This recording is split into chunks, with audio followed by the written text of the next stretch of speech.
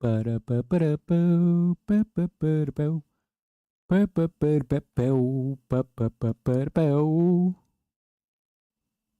Ba-da-da-ba-da-boo, da-da-da-da-da-da-doo. Ba-da-ba-ba-da-ba-boo, ah-ra-ba-da-da-da-da. Oh, that sounds better. Does it? And not still a little bit audio peaking still, but it's a little bit better. It's a little bit better. It's a little bit better.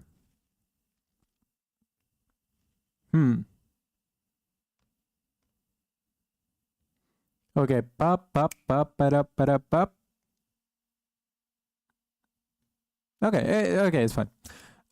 Sorry. That was just a short test out of and just a short test for how my if my audio is working beautifully. Because I've been yesterday I noticed that like my audio was kind of like sucking a little bit. It was a little bit, there was a little bit of peaks, okay, peaks, and I didn't like it. So I was like, okay, what could be the solution? And I just literally remembered about it right before the stream started. So I implemented small little change, but like I still need to figure out how to like smooth the audio over a little bit. But now it should be slightly better. Let's use the knife tool in the meantime, we are back to learning Blender. Okay. Let's use the knife tool. Let's go, knife tool. Let's use the knife tool in Blender. With your object selected, press Tab to switch to edit mode and press K to use the knife tool. Place the knife where you want and use left mouse button to confirm the location. Now place it somewhere else and repeat. When done, press Enter to confirm. To have the cut go through the mesh, choose your cut location and press easy. C before making your next cut. You'll see a little green square appear which indicates your cut will go through the entirety of the mesh. You can also project... Wait, what was he saying? Hold up. To confirm. To have the cut go through the mesh, choose your cut location and press C before making your next cut. Interesting. Hold up.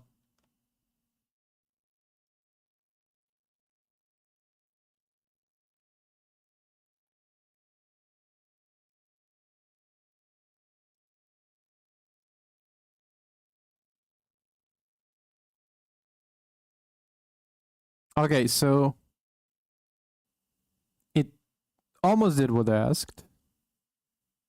But I guess it's mostly because it's not exactly symmetrical. Makes sense. Makes sense. You'll see a little green square appear which indicates your cut will go through the entirety of the mesh. Cool. You can also project knife cuts using other objects. For example, add a circle and align it with your object. Select your object in edit mode, then shift select the circle in the outliner. Now go to the Mesh tab and select Knife Project. This will project the cut onto your object based on the perspective you're viewing it from. You can also do the same... Hold up, that one is crazy. Excuse me? Wait. Because I honestly never got a chance to use knife tools. So I'm kind of... Hold up. So he got an add, whatever, just let's go with a cone.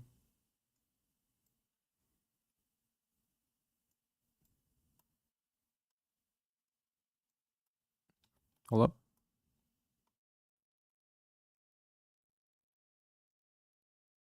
I mean, I wonder if cone even works in this sense, but...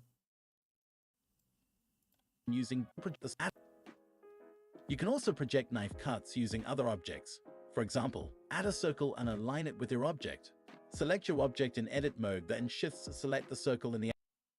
Oh wait, edit mode, okay.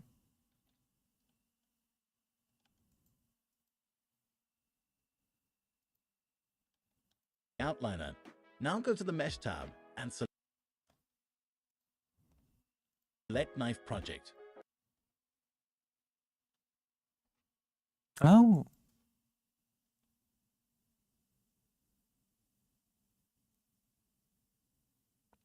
Okay, I see.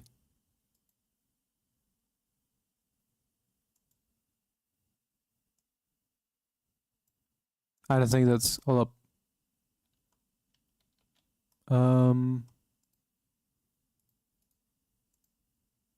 Okay, so clearly the problem is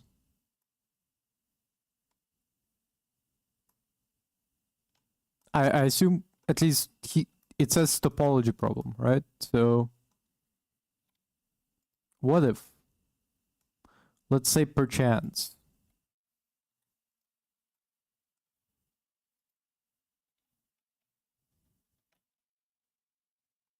Sx, there it is. Now it's flat. Now it's a flat object, right?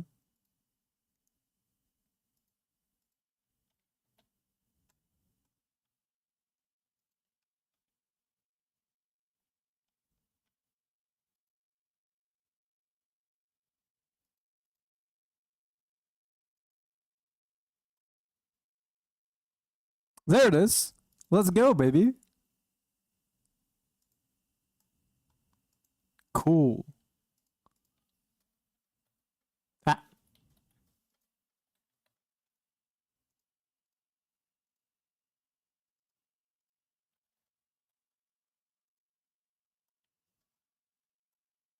Yeah, this is actually kind of dope. This is dope to find out. Wow. It's funny that kind of like this instead of, I don't know, like there could be so many other choices to make this with.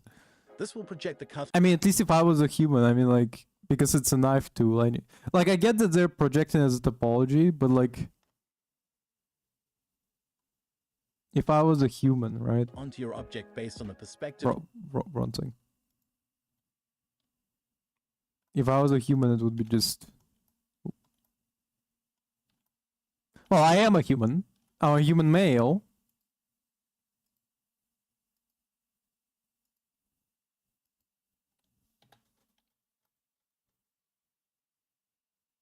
I mean, it's just a little bit shy of what we already had. But the reason it's different is because that one is made out of a bunch of little tiny this ones. But this is useful to know. If you're viewing it from, you can also do the same using Bezier curves. Wait, what you Simply said? align a select your object in edit mode, then Yeah. select the circle in the outliner. Now go to the Mesh tab and select Knife Project. This will project the cut onto your object based on the perspective you're viewing it from. You can also do the same using Bezier curves. Simply align a Bezier curve with your object, then switch to edit mode and give it some more vertices. Repeat the previous process and project the cut onto your object. It's very interesting. It's good to find out how to do knife tools now. Years Let's of doing create a Blender TV and in never. Blender. Import a reference into your scene. Add a cube and match the proportions to your reference. Insert faces and extrude them inwards to create the initial base shape. Select the Wait, hold up, dude. You speaking too quick. Add mesh plane cube. We don't have a reference, but I think I know what the TV looks like. What if I make a fridge? Actually, now that I have interface a small mini fridge, I'm thinking like, how would I be moving? Not moving with it, but like, what's the next continuation with it, right? Because I'm not gonna keep it around as like fucking in my room 24/7 when I eventually move out of this place. So the question is, also, what kind of fucking TV? He got the fucking TV from 90s? What the fuck is this? Like an old school fucking fishbowl TV? Are you kidding me right now? It's unbelievable. Anyway, TV. But I was thinking, could I, perchance, change houses' fridge looks to make it look like an old school fridge? You know, like one of those like retro fridges. I just like how it looks. I don't want it to be like. I mean, honestly, like it's not like fridges have too much stuff around them anyway. Yeah, it's not like they have many settings. It's just cold and hot and like a light bulb inside. Anyway, what does he do? Match the proportions to your reference. Yeah.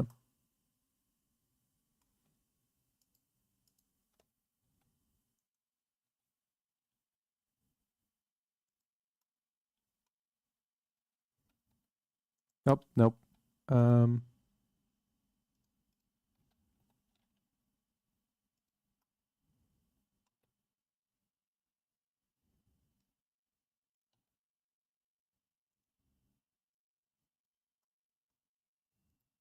Insert faces and extrude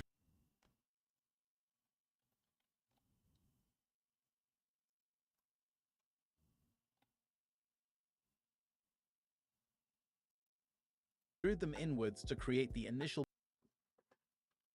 Wait, what the fuck? Hold up. He's kind of like he's very quick with it. He's very quick with it. He's like you snooze, he takes your virginity for sure.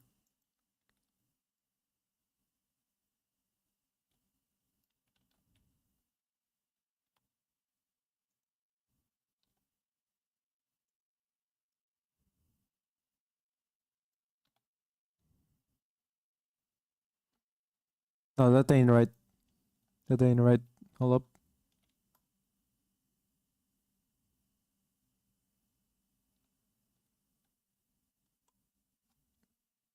How he did do extrude, right? TV in Blender. Insert faces and extrude them inwards to. Damn, that was quick. That was smooth. That was for sure extrusion. Well, what if I don't want to extrude? What if I wanna? That's wrong. That's the wrong tool. Anyway, what if I want to use the new acquired knife skills?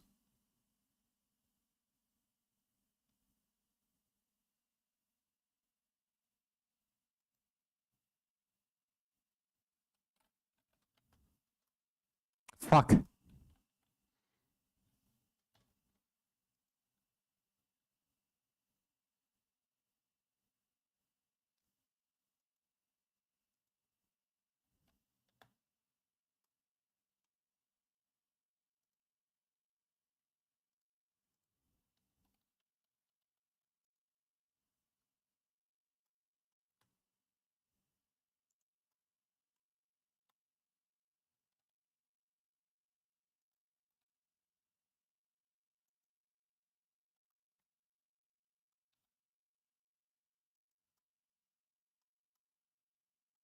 I'm surprisingly very much in the mood right now to play Marvel Rivals. Even so, I mean, I regularly. Oh, I forgot to wash my face before stream. Yuck. Not like I get shit on my face, but like just grease. No, not grease. Oil, face oil. Anyway, like I already play Marvel Rivals pretty often. Like I already said that I played like 2 hours a day, but this addiction really got me strong. Create the initial base shape. Select the inner face and make it a separate object. That's easy.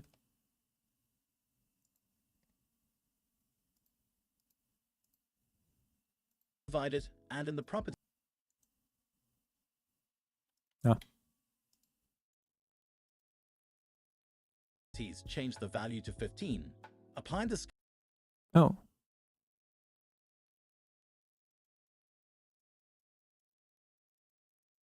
Sorry, 10 is as far as it goes. Excuse me, 15?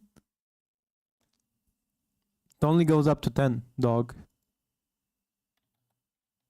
No, it goes to 15, okay. Scale and give it 2 simple deform modifiers. Set one to X and set one to. Simple deform, okay. Deform, simple deform. 2.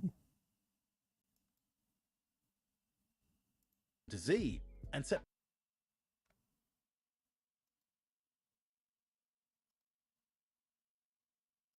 Maybe it was X and Z. Oop. both angles to 20.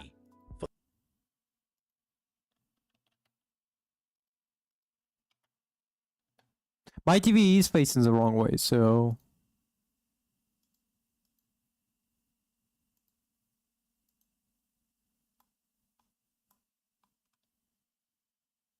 oh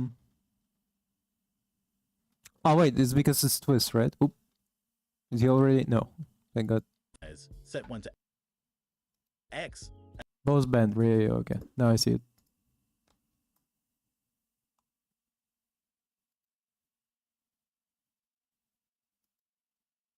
Nope.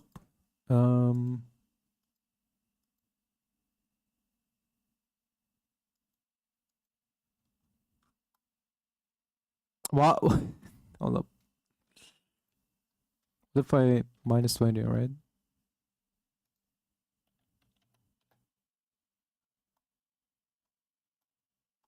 Okay, something ain't right here.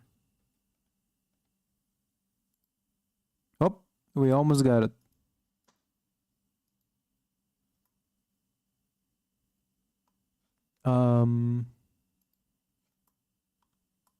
Nope.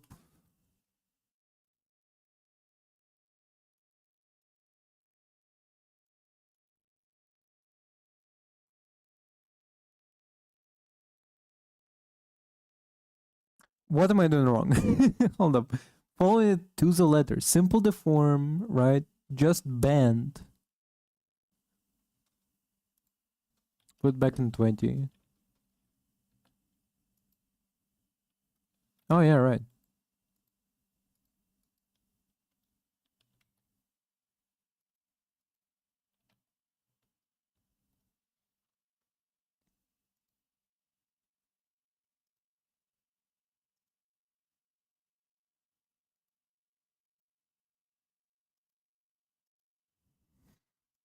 What the fuck is going on? Why is it in that direction?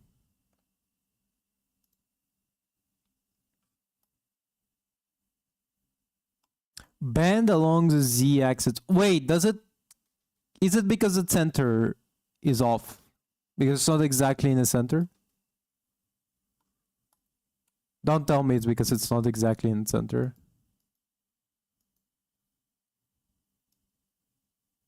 Yes, it's because it's on the axis. Okay, now it explains.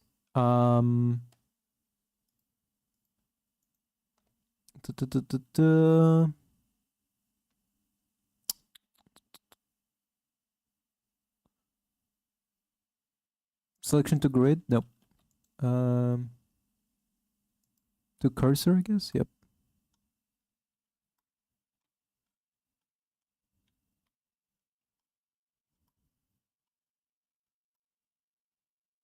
Ah, the cursor is off as well. Fuck.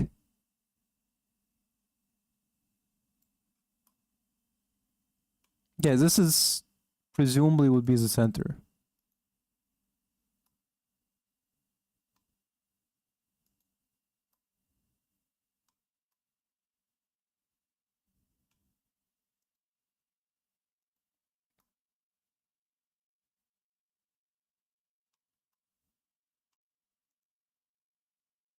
Snap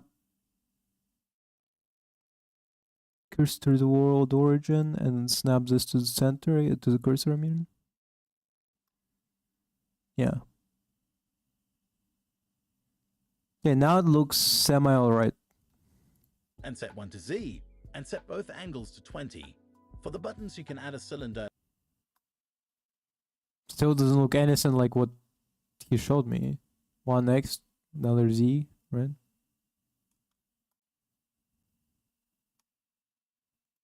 If one's Y. One Y, one Z. Nope.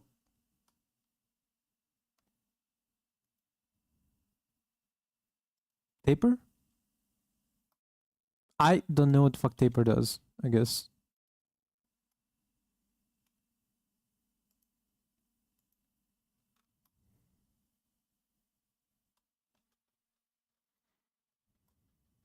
Bro, why the fuck does it look like this?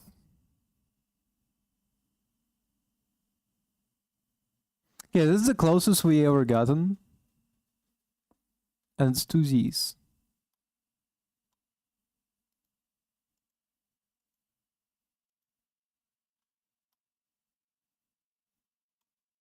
Hmm. What if instead of simple deform? Okay, let's see. What other modifiers there? Cast curve smooth. Actually, yeah, wouldn't. No.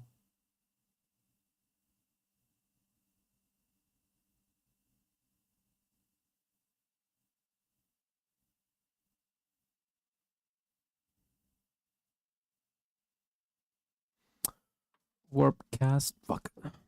Match it one and let's create a TV in Blender. Import a reference into your scene.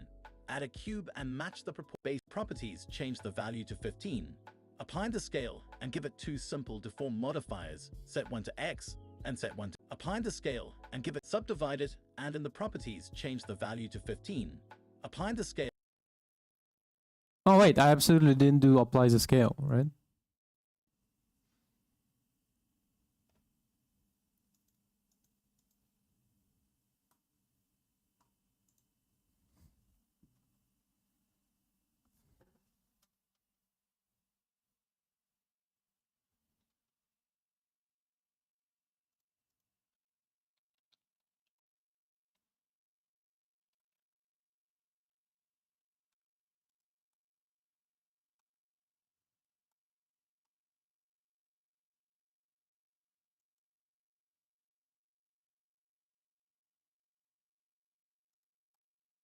I know what I'm doing. I'm losing my mind. Hold up.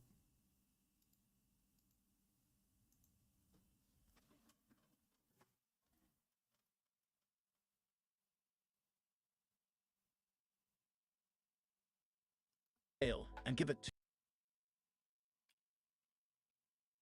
subdivide it, and in the properties change the value to 15. Apply the scale. Apply object transform.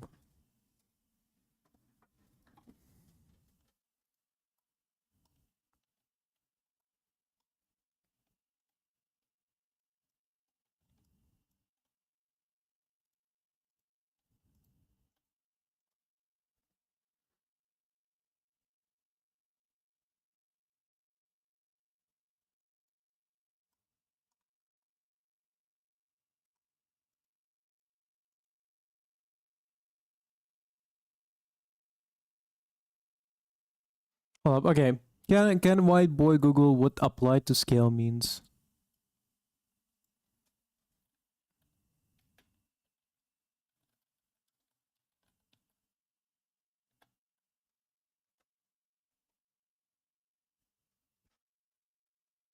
Control A scale resets object scale values to 111. Okay.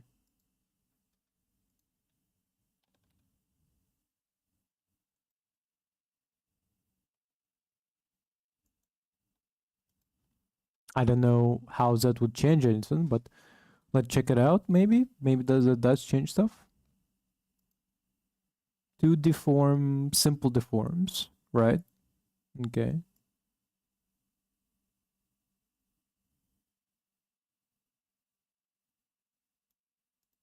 And it's bend, not twist.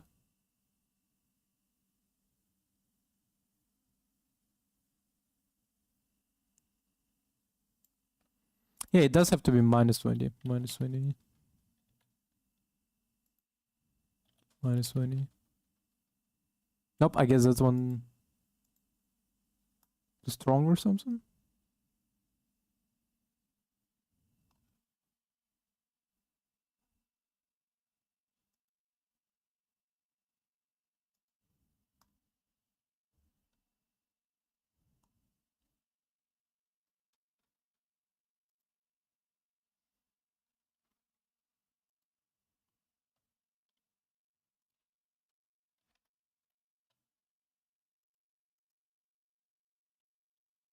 Oh yeah, bent.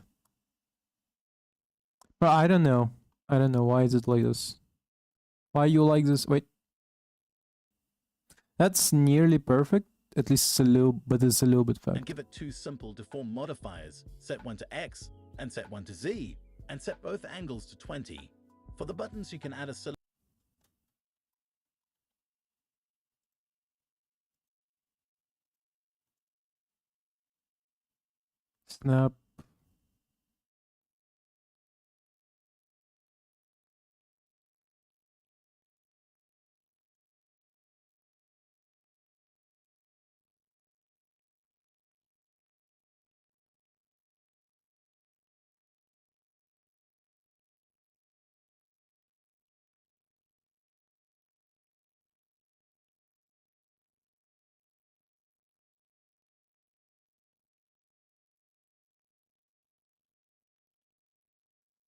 I have no idea.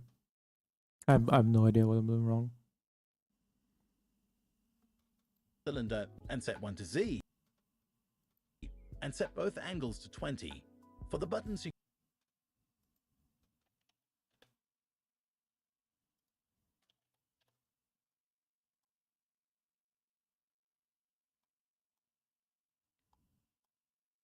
By the way, I finished yesterday. I was talking about how I was getting obsessed with My Immortal, a very, I would say, bad fan fiction, right?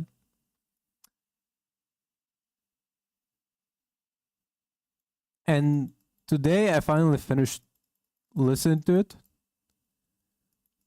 and oh boy, is it wondrous! It's beautiful for sure. There is no other way to describe it. It's something else, really.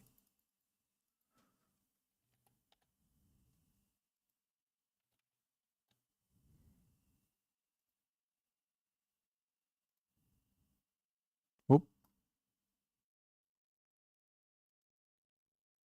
Nope. X always does make it look weird.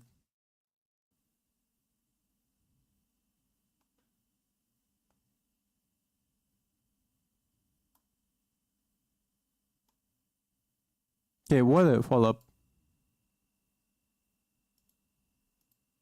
What if we make it 40?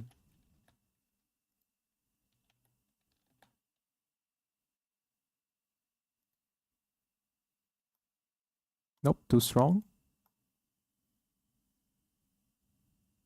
Again, too weird.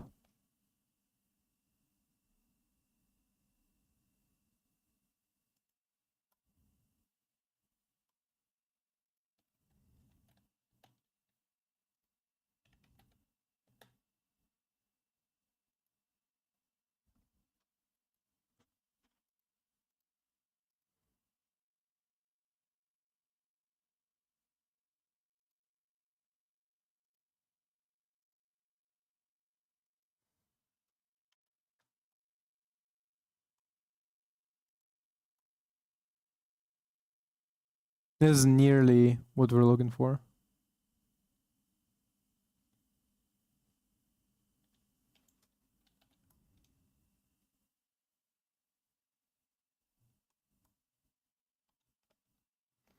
Close, but not quite right.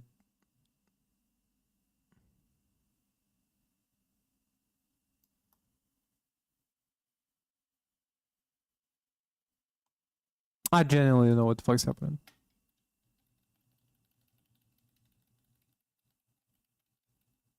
I say we're foregoing all of these deformations and just gonna you keep can it add a that way. cylinder, match it to your reference, and extrude the middle face inwards. For the turnpiece, you can use a cube with a bevel modifier. For any cavities, use Wait, what does it say? properties, change the value to 15. Apply the scale.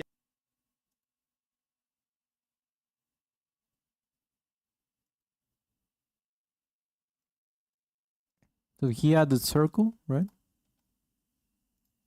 And give it two simple deform modifiers. Set one to X and set one to Z, and set both angles to 20. For the buttons, you can add a cylinder, match it to your reference, and extrude the middle face inwards. For the turnpiece, you can use a cube with a bevel modifier. For any to 20. For the buttons, you can add a cylinder. Oh no, he's using cylinder? That's weird choice. You can just use a circle.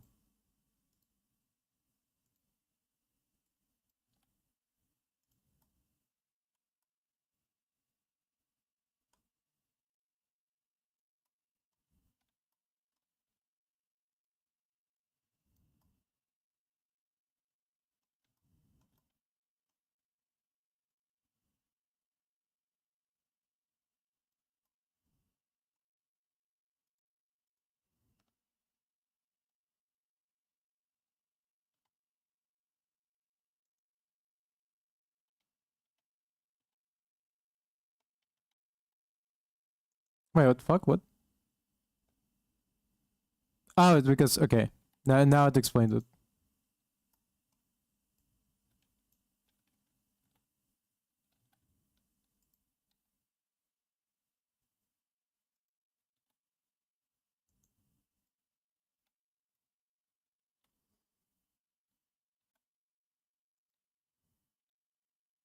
Wait, what the fuck?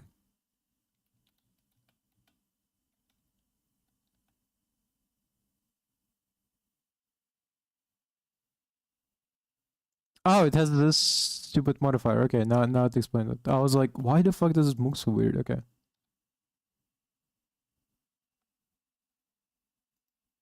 Match it to your reference and extrude the middle face inward.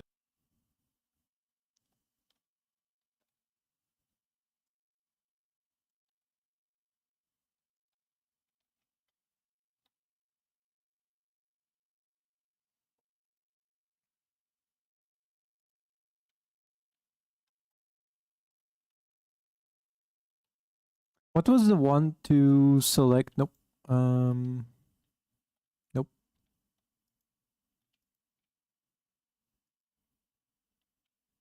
I forgot the tool that allowed you to just select the entire circle if you had one.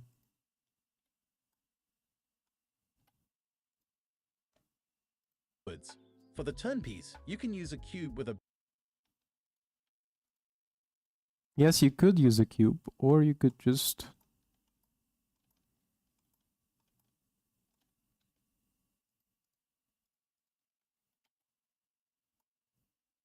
it overlaps a little bit because I'm stupid. Hold on a second.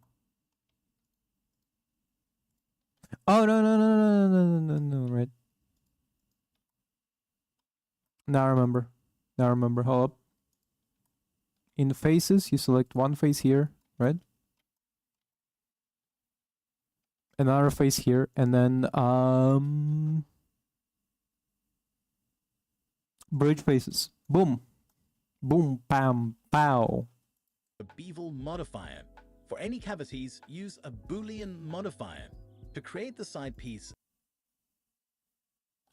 Boolean modifier? extrude the middle face inwards. For the Which, by the way, now we can Shift D.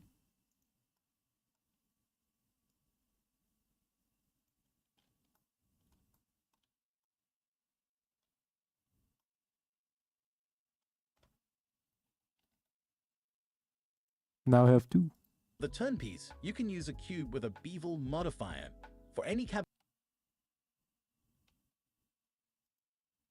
To be fair, bevel modifier is a good idea. But also so is the deform and not shrip ram smooth, right? No, wait. Different one. The one we're using. This one, subdivision surface. Yes, there it is.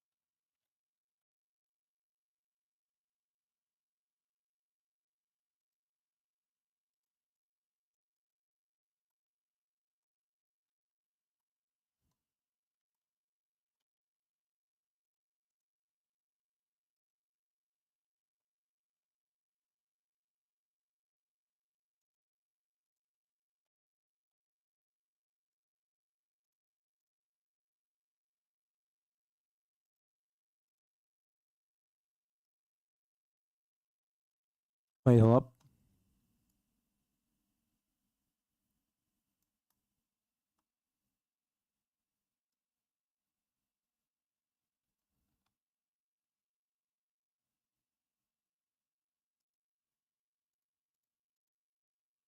Yeah, that's how.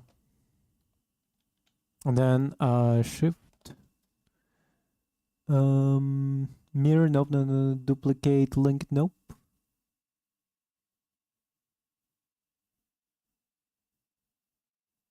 What was it again? Again, it was not move collection. Something like copy modifiers.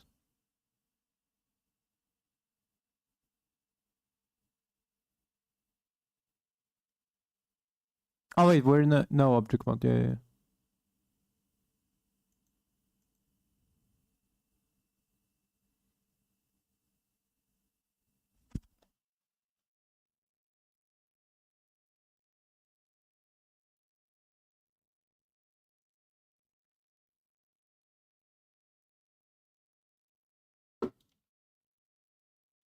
Wait, was it Shift A? No, no, that's the wrong thing. Control A. That's not either.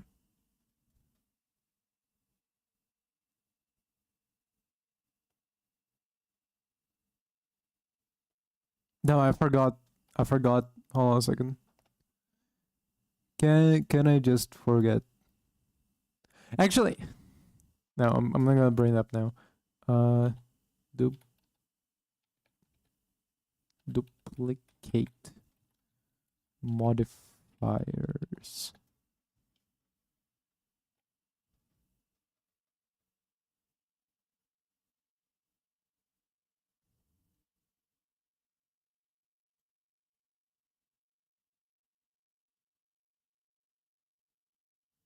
Control L.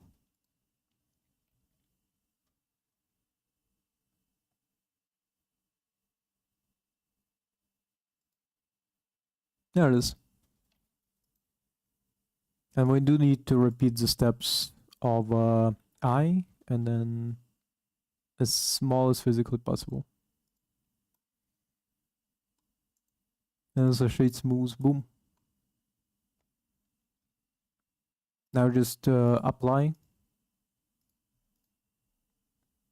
I don't know what the topology looks like. Whoa, that's horrible. That's a lot. That's a lot. Hey, I got two old knobs. Cavities, use a Boolean modifier with a to your reference and extrude the middle face inwards. For the turn piece, you can use a cube with a bevel modifier. For any cavities, use a Boolean modifier. To create the side piece, add a cube with It's a fucking Boolean modifier? any cavities, use a Boolean modifier. To create the side piece, add a cube with a number of loop cuts. Select all of the front edges. Then in the Select tab, choose Checker Deselect. Move these forward on the y-axis and down on the z-axis. For the antenna, slice a Ooh, UV wow, that's sphere in interesting. half. Hold up.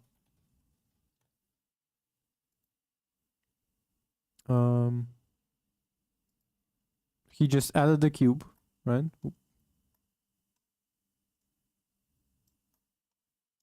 He has a lot of very separate pieces. You would kind of prefer for it to be kind of one object at least, or at the very least in one object, so you could like move it around together easier. I mean, you can still like join the objects later.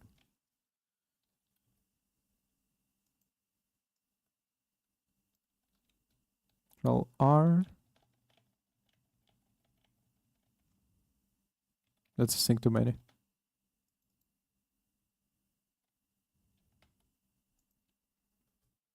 And then, what did he do again? And scale axis edges. Then in the Select tab, choose Checker Deselect. Select, checker, deselect. There it is. Move these forward on the y-axis and Oh wait, fuck, what?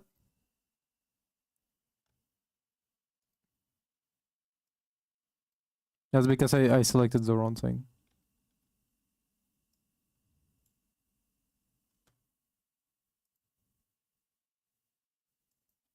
There it is.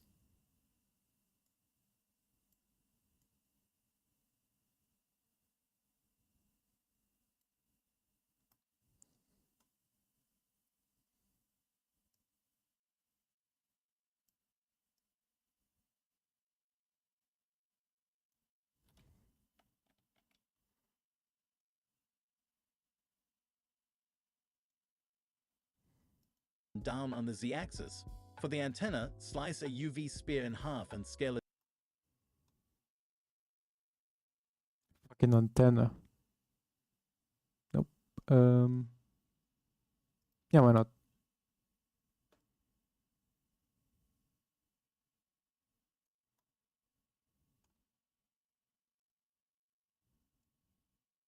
This looks like a nightmare.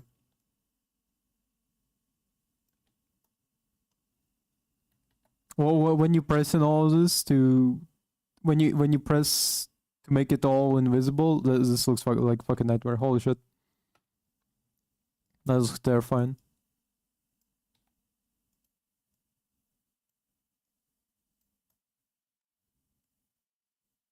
Here's the thing, when I said like, wow, that's a very old TV, I wasn't shitting on it because like, ooh, old, but like, dog, I had a TV like that. Number one, who the fuck can you even buy this TV anymore?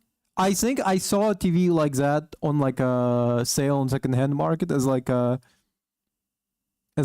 antique, but I have not seen it as like a legitimate in like a store. You know, it was literally written down like TV from the 70s. So it's like, dog. it down and Only add in two black and white. cylinders. Give your TV. Wait, what the fuck? Move these forward on the y-axis and down on the z-axis. For the antenna, slice a UV sphere in half and scale it down and add 2 cylinders. He just said it like add 2 cylinders. Like, oh yeah, just that simple. Just add 2 cylinders. Add mesh cylinder. Like, wow, that's so simple. Add 2 cylinder, you say? Wow.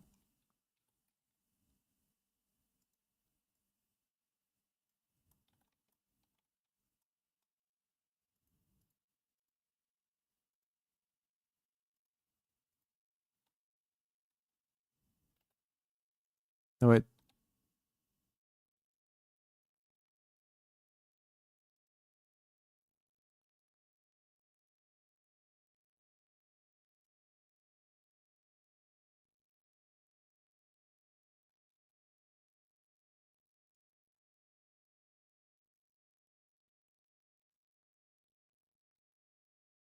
You can do Shift D to just copy and then mirror.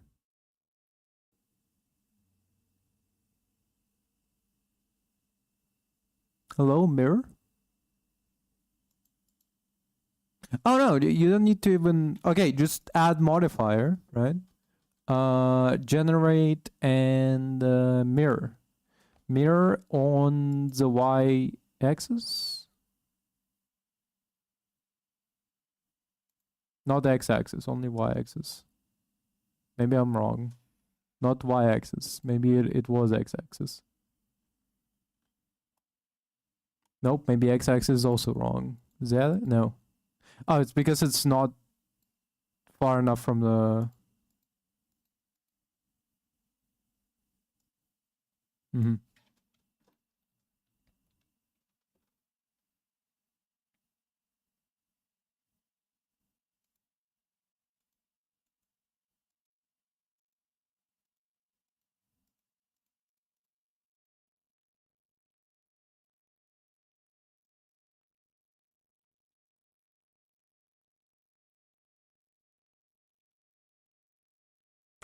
Why does it go up? Oh, it's because X axis is also involved. That would explain it. Nope, it still goes up for some reason. And so it's only Y axis. Wait. Does it go up? No, yeah, it does. And so I'm only moving it in Y axis for some reason, goes up and down.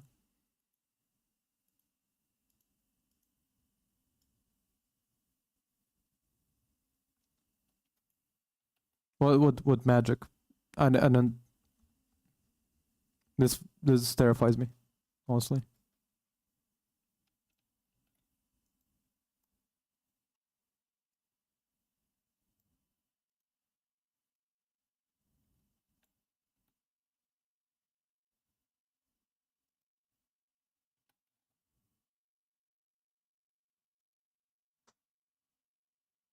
Good enough. Apply.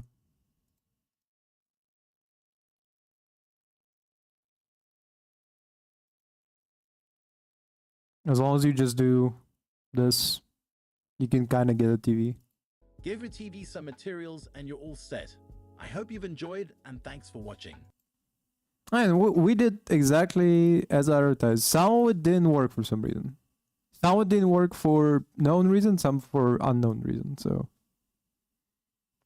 I still don't know why the mirrored worked so weird.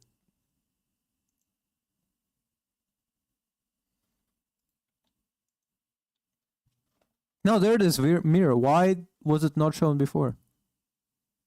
Oh, it wasn't in object mode. Okay, now it explains it. If I just use the object mode, it would work. Let's create a football in Blender. Start by adding an icosphere, give it a subdivision surface modifier with 2 levels, apply it, then give it a new material and name it white. Select the center vertex of the larger pentagon. What the and fuck? Press Ctrl+ on the number pad Excuse me? twice. Hold on a second. Let's create a football in Blender. Start by adding an icosphere, give it a subdivision surface modifier with 2 levels, apply it, then give it a new material and name it white. Select Wait, hold up. What's that? Create a football in Blender. Start by adding an icosphere, give it a subdivision surface modifier with Okay. Can do all of those. Add there it is, subdivision surface modifier. Ow, ow, ow, ow, ow, ow, ow. Yesterday I worked out my arms and like I did not feel too much pain. I did not feel like discomfort or anything. But now all my muscles are screaming today as soon as I woke up. It's really interesting how up until you sleep, you actually don't feel muscle pain the same way. 2 levels, apply it, then give it a new material.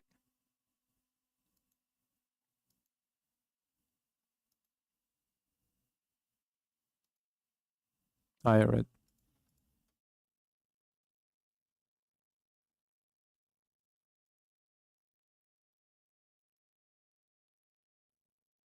And name it white. Select the center vertex of the line, apply it, then give it a new material and Yep. We already have white material. All right. Hold on a second.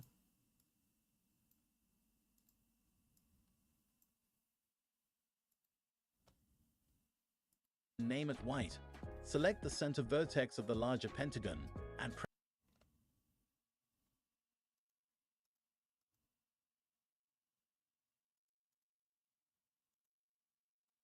press Ctrl+ on the number Yep, Ctrl+. Oh fuck, right.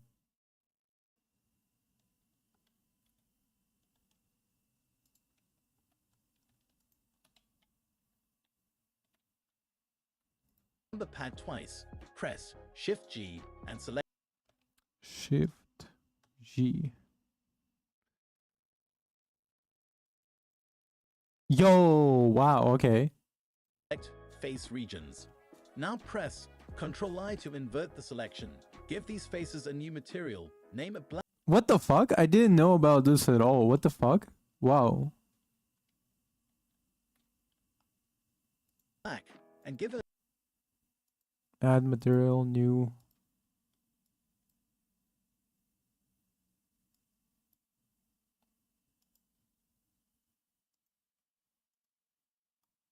There it is.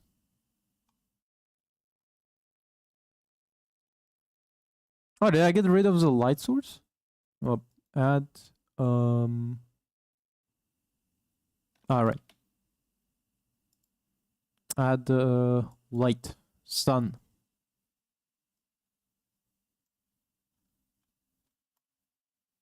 Perfect. What is this? Nice football. A dark base color. Now select the edges around the larger pentagon. Press Shift-G and choose Face Angles. In the properties, change the threshold to 00001.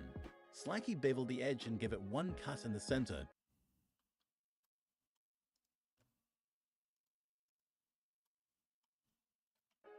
Shift dark base color. Now select the edges around the larger pentagon.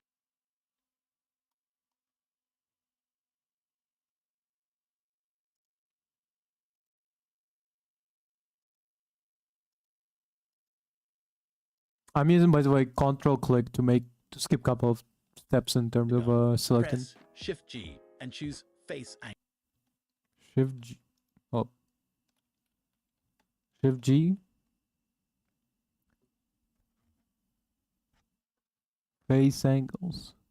Select similar. Interesting. So the entire. Oh. So the entire. So just your PC just kind of like just figures out. It's pretty cool. Angles. In the properties, change the threshold to 0. Mm-hmm.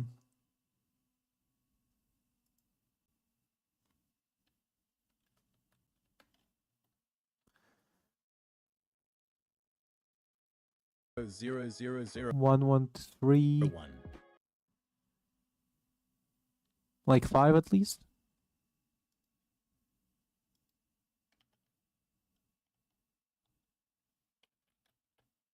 Uh-huh. Cool. Slightly bevel the edge and give it one cut in the center. Bevel the edge was fuck. Control B, right?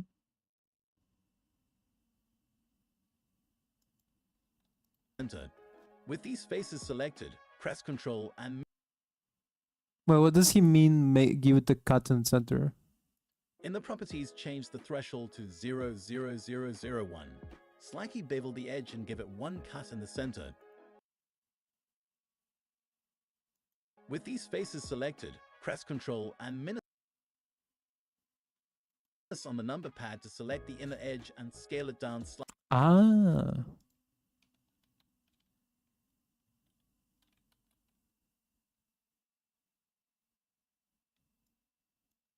Right, Control minus just the select.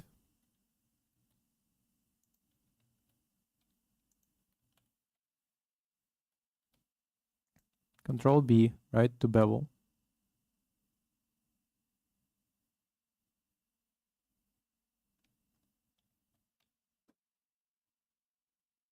Nope, Control minus doesn't do anything. Nope, just deselects it. Slightly. Press Ctrl and minus on the number pad to select the inner edge. Yeah, it doesn't work.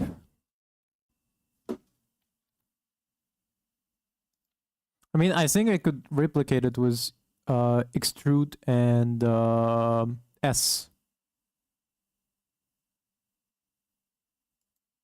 Kind of. Like with extrude and S, you just make a smaller. You copy all the faces. They're connected already to all the other faces, and then you make it smaller with S to resize it. And scale it down slightly. When done, press Ctrl 3 to give your model a subdivision surface modifier with 3 levels. I hope you've enjoyed and thanks for watching.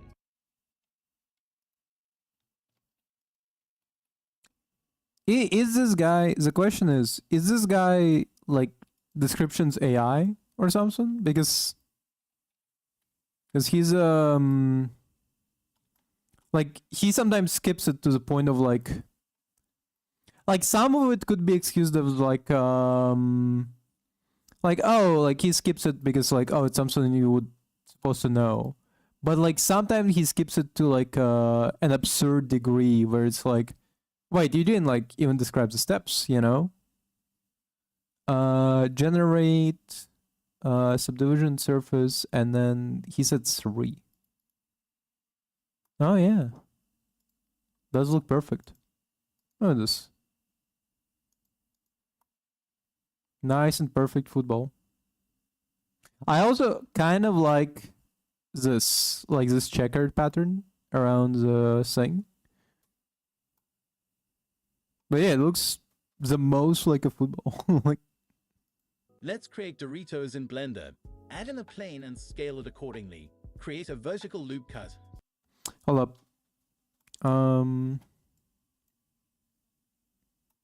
Now put this football on the table. By the way, today I had like a call with my parents, and entirety of the call was essentially us talking about the trip that I'm gonna make to France, because I was planning to take a bus towards their place, and to get there by bus, it's gonna be at least a day worth of travel. And my parents were very negative about that idea. So I had to like very persuasive, be like please, mom. And then they eventually like, no, we're gonna buy you a fucking ticket. Just don't travel by bus for like 24 hours straight. I'm like, come on.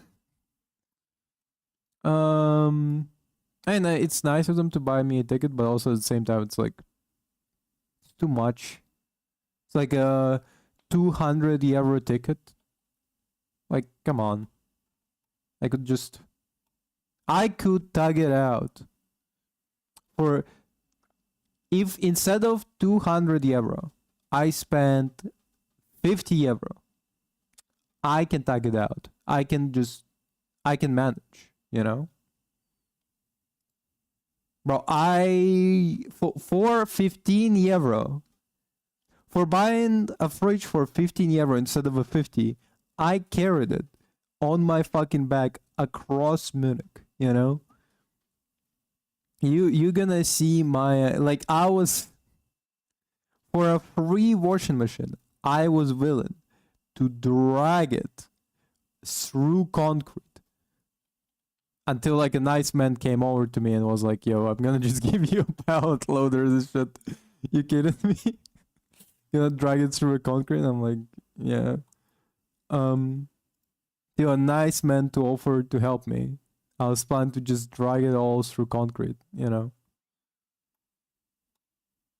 It would take me probably the entire day, but I would fucking do it.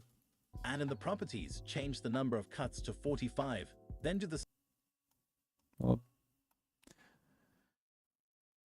so what he did, he added plane, right? I mean, if I was gonna make a Dorito bag, somebody told me make a Dorito bag from scratch, I would just start with a cube and then just shrink the edges around it.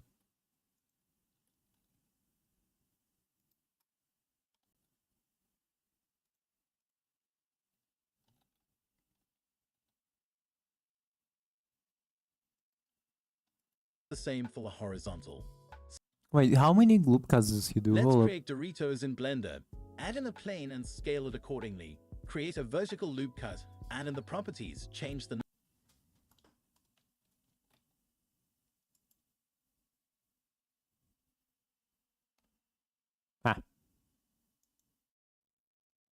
number of cuts to 45. 45? What the fuck? Hold up. I started doing math here. Okay, hold up. Then do the same for the horizontal. Wow. Fuck, I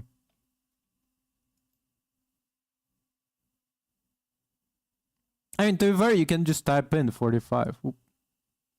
I think I fucked Let's up. create Doritos in Blender. Add in a plane and scale it accordingly. Create a vertical loop cut. Technically, when you're typing, when you're doing these cuts, right? You can just press and then do like a 45, 35 to modify it. Cancel it out because we don't need that many. And in the properties, change the number of cuts to 45. Then do the same for the horizontal. Select your bottom and top edge loose. Press E to extrude and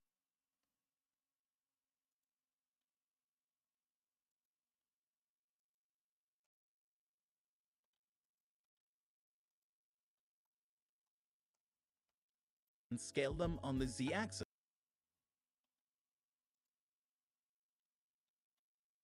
EZ, right?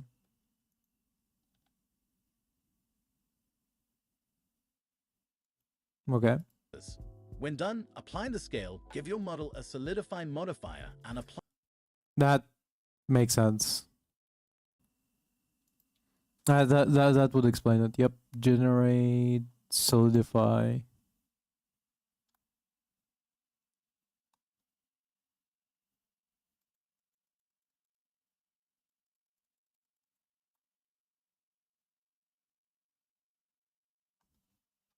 it. Now select your new faces, and in the Data Properties tab, create Wait, what? So you just generated solidify. them on the Z-axis. When done, applying the scale, give your model a solidify modifier and apply it. But he didn't say how sick the solidify is supposed to be. Are you fucking kidding me? Again, like he's skipping a lot of what people would consider a crucial step. Or at least what I would consider a crucial step. Bottom and top edge loose. Press E to extrude and scale them on the Z-axis. When done,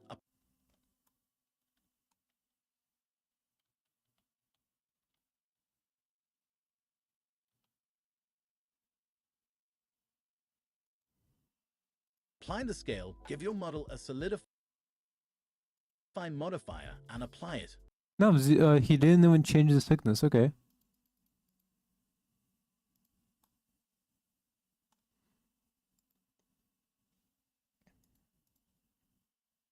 And then apply it. Okay.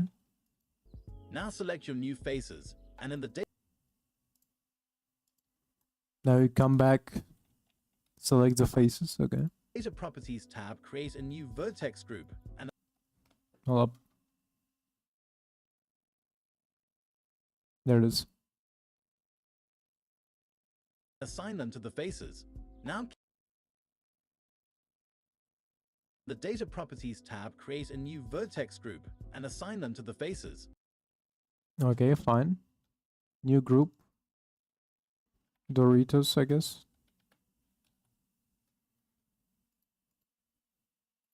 Now give your model a cloth simulation. Okay. Classes in physics, yep. Scroll down, enable pressure, and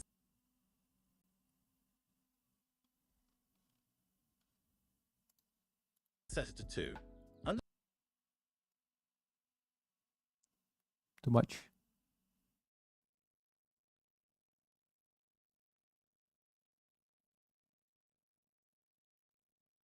Under the Shape tab, set the pin group as the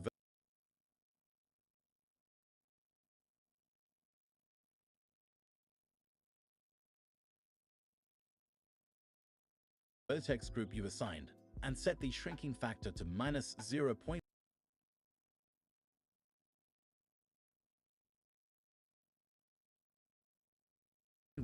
And under the Minus 0.1. Minus 0.1. Okay. Field Weights tab, set the gravity to 0.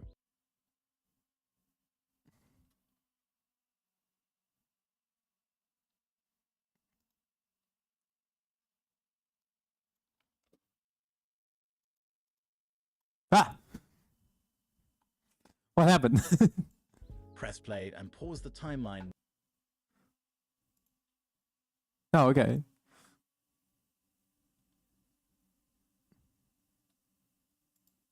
Okay. That kind of terrified me for a second. I'm like, what the fuck happened? Once you're happy with the shape, give your model a subdivision surface modifier for added detail.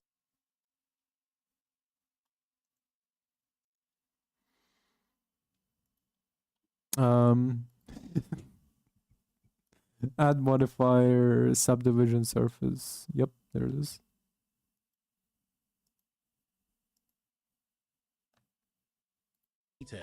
Give the front of your model a texture image of a Doritos bag and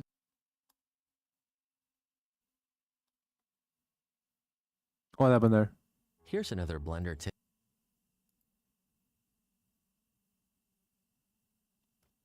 That's the wrong guy. Let's create Doritos in Blender. Okay, so we do have Doritos now. Apply. Oh, whoa, whoa, whoa, what the fuck? Return. Okay, I guess you cannot apply these ones. Kinda have to live with it. Unless, hold up.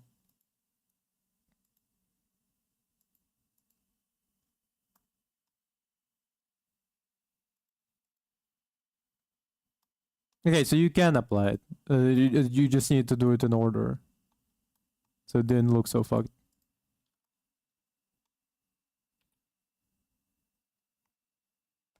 Doritos. Or just a bag, I guess. Or maybe just a pillow. One of those inflatable pillows.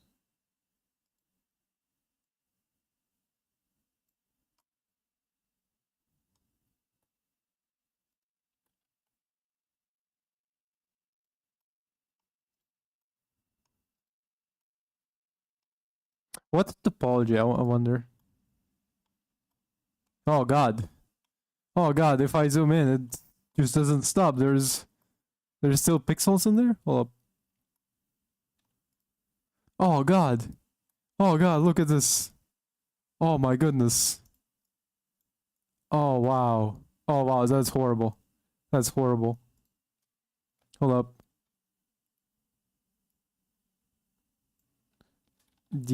Decreasing topology of model in Blender. I just want to know. There's probably like a way to optimize. Yeah, decimate modifier, best for organic shapes or static object. Use collapse mode for general reduction and subdivide for modes with uniform grid topology.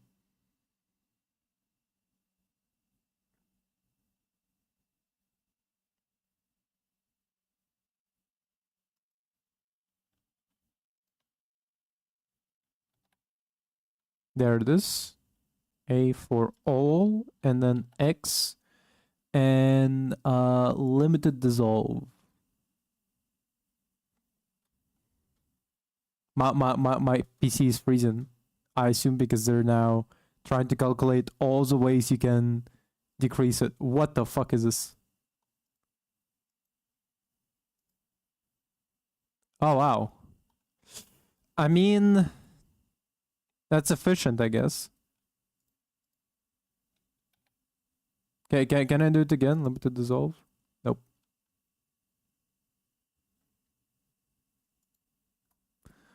That's interesting to say the least. It's very curious how that turned out. Also, it does look kind of cool. Add in a plane and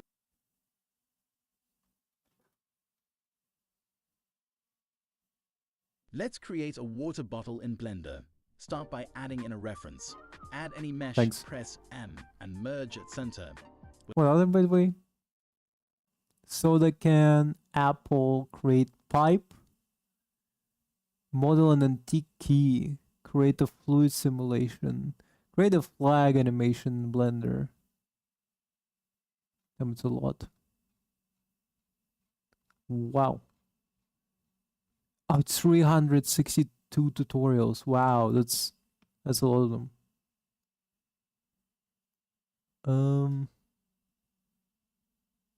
We're already 1 hour in. Wow. Oops, that's my bad. Wait, what was that?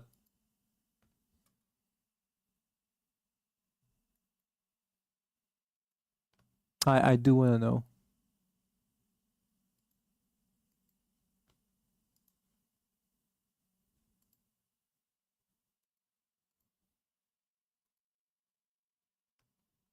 So if you want to make your scene look realistic, just add moths. Give them flight.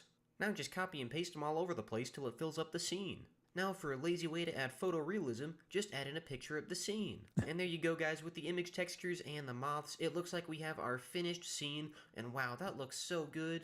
Hello everybody, today we're going to be making a water bottle in Blender, and of course if you want to buy my course, the link is going to be in the description for that.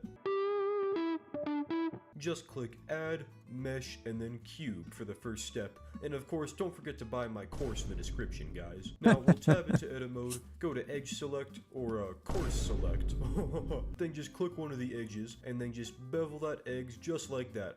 Oh, and guys, if you've made it this far in the video, I just wanted to let you all know that my course is in the description if you're looking to purchase it. Now, I'm afraid I'm gonna have to end the video here because this is the extent of my Blender knowledge.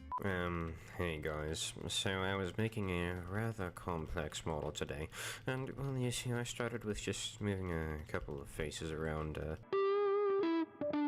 I did give it a subdivision surface modifier. Then really for this bit, I was just extruding I mean, that's kind of what we were just watching. The guy who explains absolutely fucking nothing what's going on. and scaling various faces around. That was the whole tutorial, and I really hope that I never see any one of you again. Hi guys, today I'm going to be showing you all how to make a car in Blender, and we're going to be doing this entire tutorial in less than 10 seconds. Let's go. Start by adding in a cube, then add cylinders and rotate them and use them as boolean modifiers on 4 different corners of the cube. You should have like a little semicircle cut out under 4 different parts so that we can add in the wheels later. Now add another cylinder, bevel the outer edges, add a little inset on the inside, make some extrusions, and just shade it smooth, make it look like a wheel almost. Then just fill it in those 4 different edge spots that we created earlier. Also bevel the inside of the edge spots I forgot to add earlier. Now just add a cube to use the windshield, extrude a couple bits here and there, add some detail, add a bevel up front as well, and just make it look good. And using more details better, so make it simplify. Hi guys, welcome back to another Blender tutorial.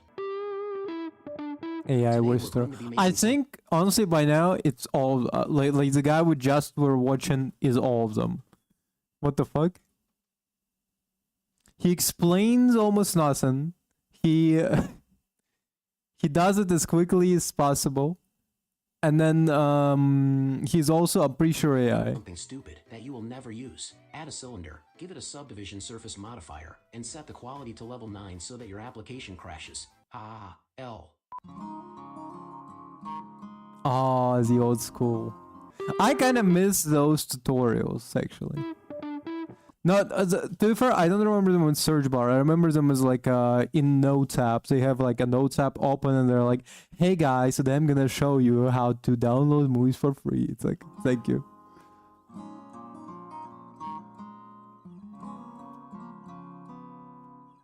Come and let's open up Blender together. Start by adding a cube. Now make the rest of the fucking sword. Righto, g'day everyone. I'm gonna be showing you all how to make a donut in Blender today. Didgeridoo, shrimp on the Barbie, dingo ate my baby. Oh, okay. It's very There specific. it is guys, after 456 hours of video footage Very specific slander here going on, okay. spread out across 8 years of uploads, the tutorial's finally done, and there's your donut. I've been experimenting for a few days, and I think I finally found the best way to give subdivision surface modifiers to objects. The overthinker. Basically, if you just go up to this scripting tab, you're gonna make sure your No. mesh is selected. You just hit new, then you just copy and paste this simple little script that I found No. online. It's gonna go through and just go through every parameter of your mesh until it eventually adds the subdivision surface modifier to it. If we just go ahead and run the script, yeah, there we go. It does in fact work, and yeah, now your mesh has your fun little subsurf modifier. If you guys can think of like a better way, you can let me know in the comments, but as far as I know, that's the easiest way to do it. Hi guys, I just wanted to take a second to talk about how to add a cube into the viewport in Blender, since I know a lot of you guys were asking about that. Who takes So an hour. here's roughly the process that I try to follow.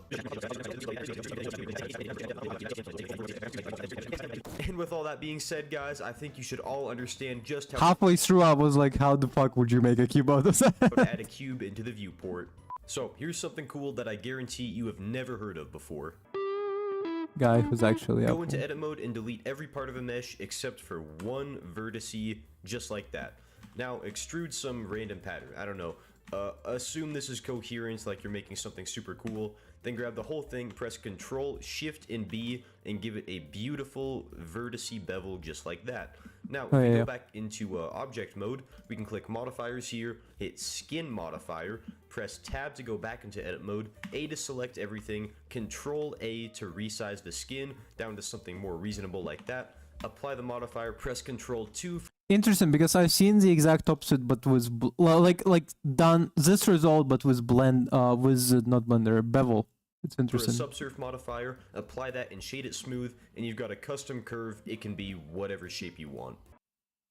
Okay. Thank you. That was a nice break. Let's create a water bottle in Blender. Start by adding in a reference. Add any mesh, press M, and merge at center. With the vertex selected, extrude it and trace around your reference. You don't need to be extremely precise, just be sure to use additional vertices when tracing around the curvature. Once done with one side of the bottle, give it a screw and subdivision surface modifier. When done, apply only Wait, what? Excuse me? the side of the bottle. Be sure to use additional Really, that's his choice? vertices when tracing around the curvature. Once done with one side of the bottle, That's why. Hold on a second. That's actually so crazy. I gotta try. I gotta do it. That is their bottle.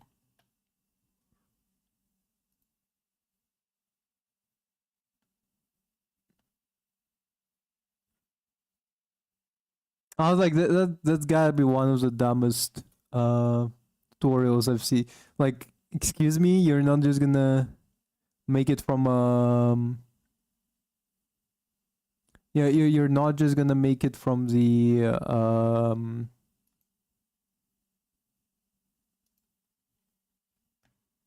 okay.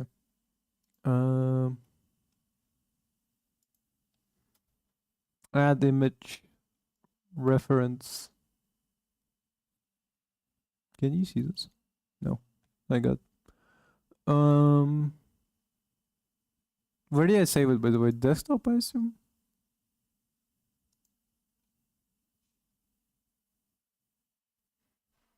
Yeah, hold up, I need to check. Yeah, it is. There it is.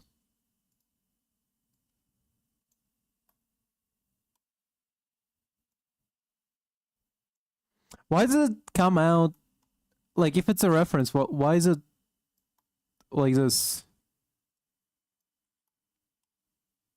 By the way, I remember when I was in high school and I was doing Blender, for whatever reason, reference images was always as a background kind of thing instead of like this.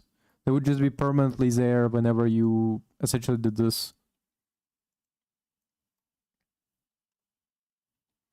Rotate on Z-axis 9 degrees. I don't think that helped me. Rotate X 90. Nope. Not that either.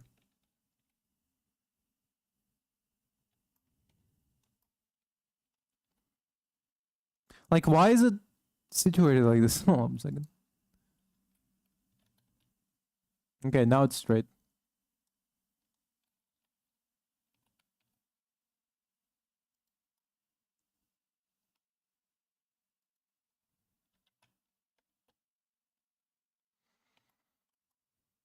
But that's an interesting choice to make a water bottle. So he essentially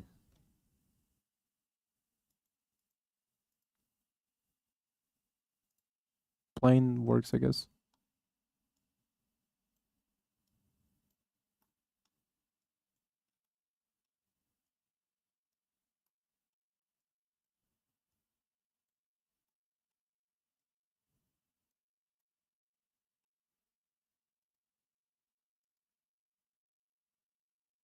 And then we just delete everything here.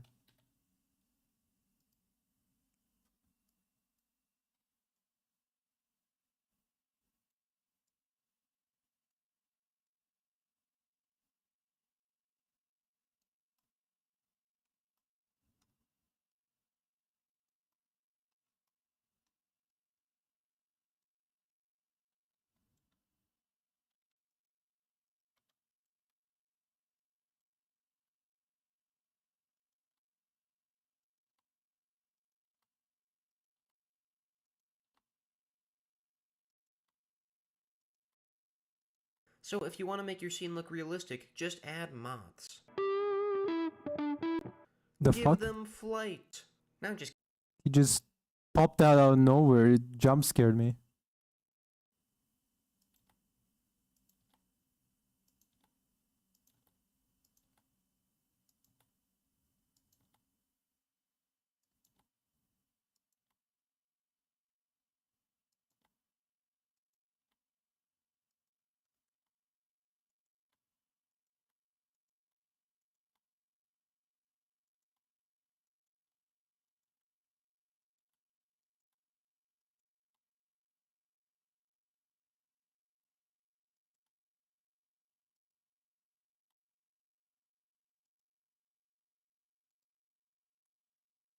Ah, it's slightly fucked.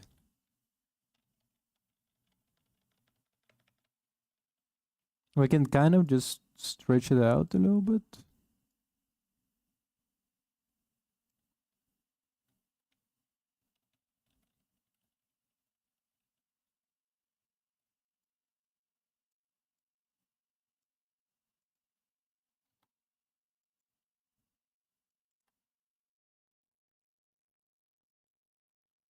And then he selected it all, right? Then add modifier and generate screw. There it is. The fuck? Why does this look like this?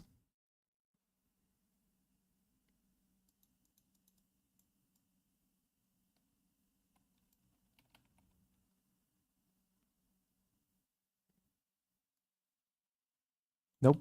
That's the wrong thing. model. Give it a screw and subdivision surface model. There it is.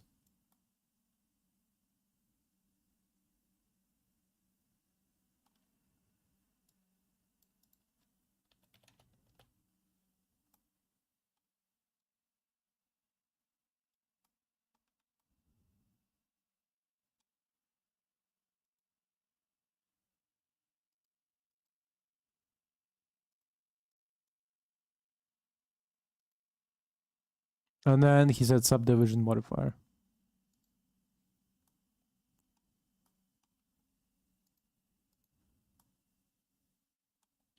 Nice.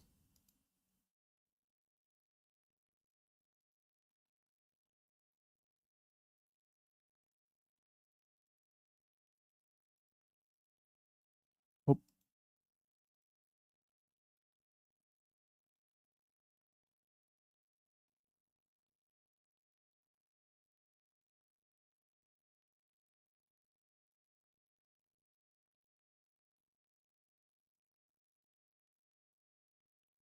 Perfect.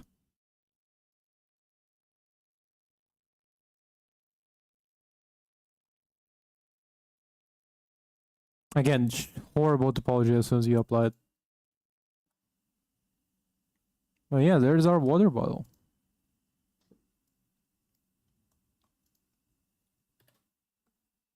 Modifier. When done, apply only the screw modifier for now. To create the indents in the cap, isolate the center of it, subdivide it twice, and select every other column of faces. Press Alt-E and extrude faces along normals. Apply the subdivision surface modifier and assign 3 new Oh, I mean, well, to be fair, he already talked about this, so if you want to make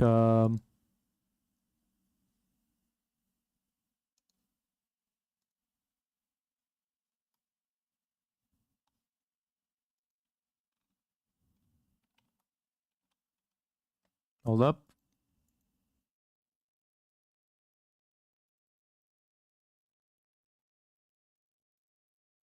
I absolutely forgot how to change this. Oh yeah, there it is.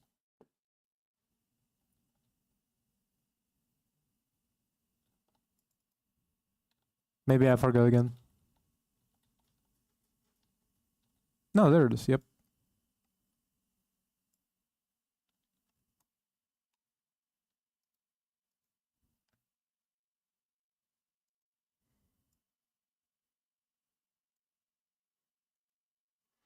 Actually, um, can I do a select checkered?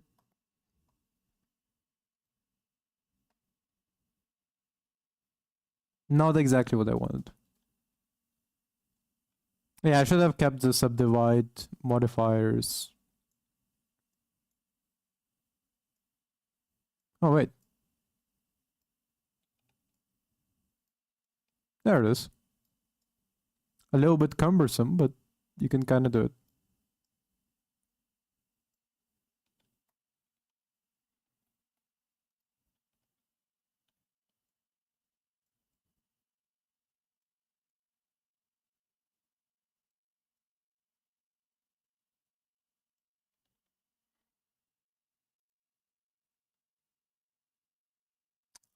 Select checkered, right?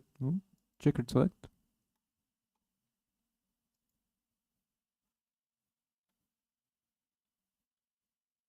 Wait, what? Why does it look wrong?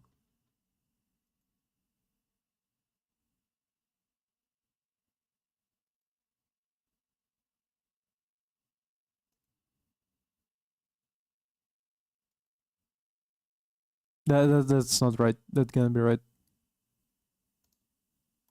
No, that's enough. That's now water ball. Let's see what. New materials for the label, plastic, and the cap. For the label, you can use your reference as the texture, go into side view and press Use Cylinder Project. Adjust the faces in the UV editor to ensure it's properly mapped onto the mesh. For the plastic, this is the shader I created. If you enjoyed this Oh. video, be sure to like and subscribe. Let's create a flashlight in Blender. Start by adding a reference and using it as a guide. Add a cylinder and begin to model the rough proportions of the flashlight by scaling and extruding it. For the light, inset the face and extrude it inwards. To create the grip, Wait, hold up.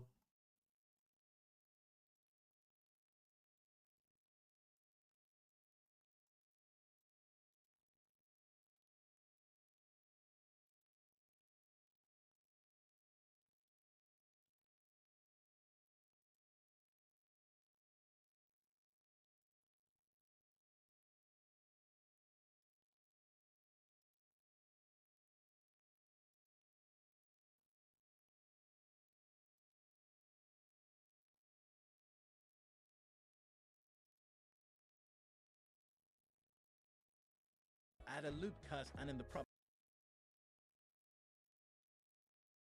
God damn it.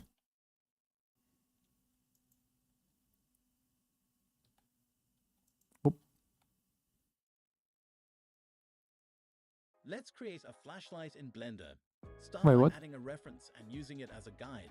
Add a cylinder and begin to model the rough proportions of the flashlight by scaling and extruding it. For the light, inset the face and extrude it inwards. Wait, what? Why is it? Hold up. Because I created the loop cut, right? But why is it? Okay, maybe it's because of this.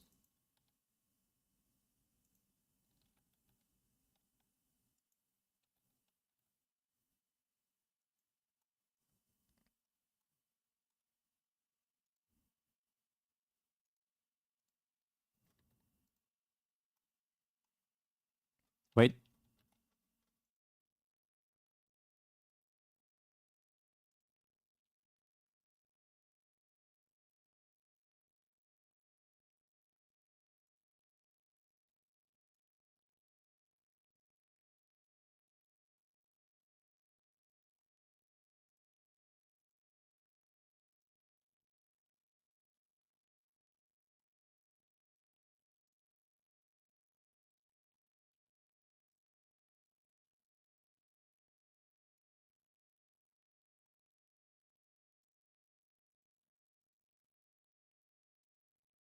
Okay. It's kind of a grip. To create the grip, add a loop cut and in the properties, change the number of cuts to 20. In face select mode, select the new subdivided area and Always make absolutely enormous amount of loop cuts. it a separate object. Select all the faces, right click and hit Poke Faces. Now select one of the center vertices, press Shift-G, and choose Amount of Connecting Edges. With these vertices selected, scale them outwards. Oh, that's why he's doing it. That's interesting choice. I don't want to do it. I think it's fine. Honestly, not everything needs to be the most... Ow, hurts. The most high fidelity you can get it.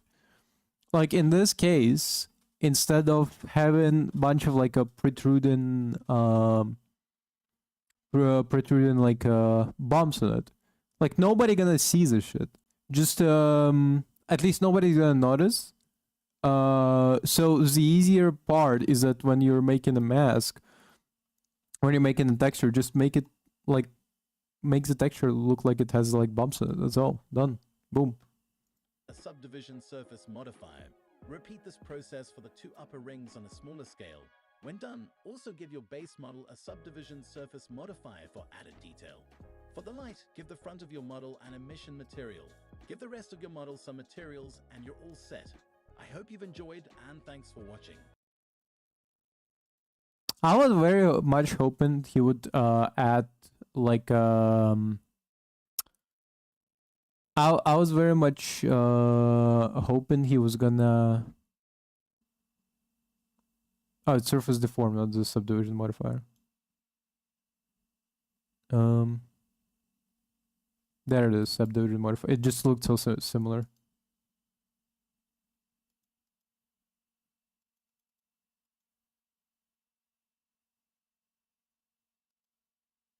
Yeah, the subdivision modifier goes crazy on this one.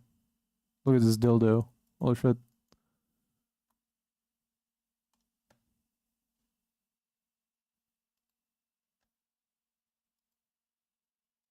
Just straight smooth is enough.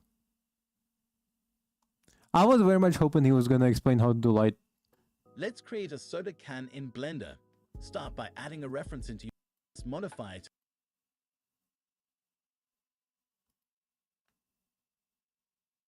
Okay, let's see how he makes pipes. Because soda can seems very boring. Let's create pipes in Blender. Add any mesh, press M, and choose Merge at Center. With your vertex selected, press E to extrude it, and begin to model out the shape of the pipe. Once done, select all your points and press Ctrl-Shift-B to bevel the vertices. Oh. Right-click, convert it to a curve, and This is the thing that we just saw. That's so funny. Hold on a second. we literally just saw this.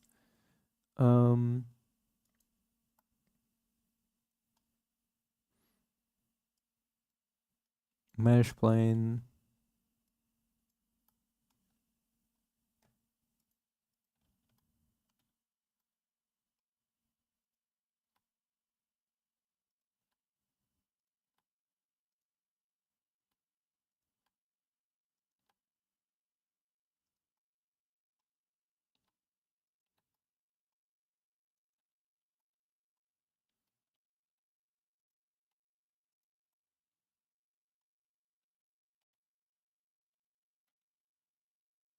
Should be... Nope, Control B, right, bevel. Maybe not. What was he doing? Ctrl-Shift-B to bevel the vertex type. Once done, select all your points and press Ctrl-Shift-B to bevel. Control-Shift-B. Fuck. I always forget to exit the...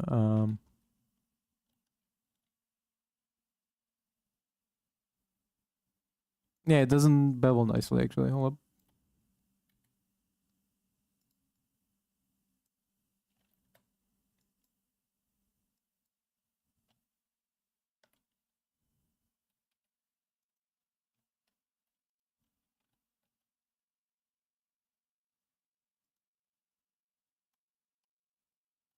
Oh, yeah, right.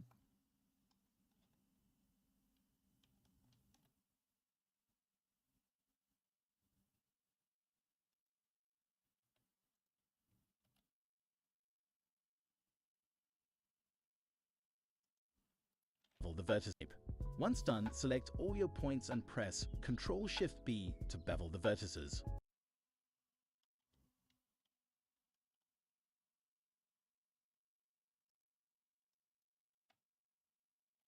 Wait. God damn it.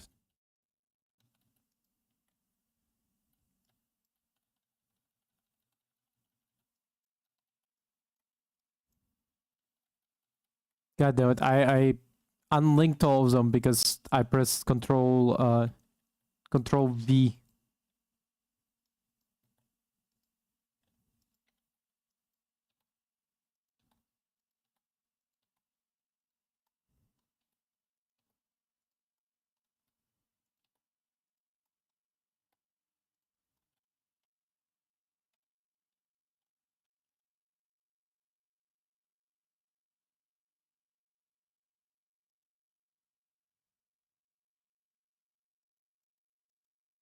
There it is. Now it's nice segmented.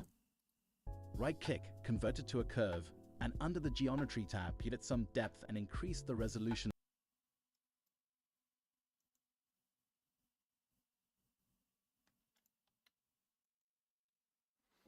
Convert to a curve. amount. When done, And in... Which one do you hit? press Ctrl-Shift-B to bevel the vertices. Right-click, convert it to a curve, and under the Geometry tab, give it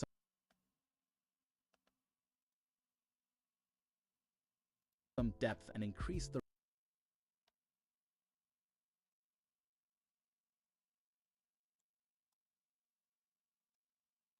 resolution amount.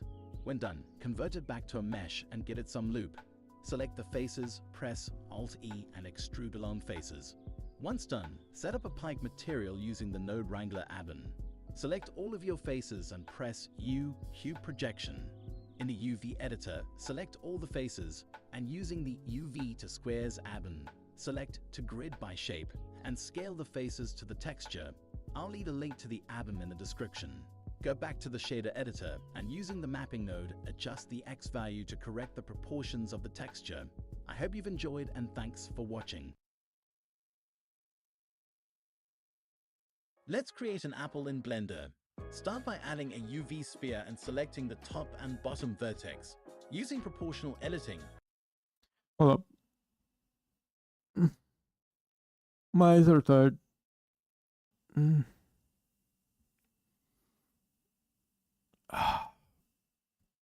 Hold on, wait a minute. Oh, it's a little sleepy. Wow. scale these down on the Z-axis.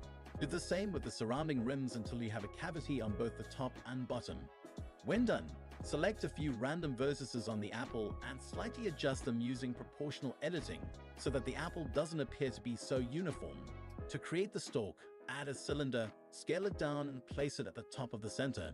Give the cylinder a number of loop cuts, and again use proportional editing to shake the stalk and make it look more natural.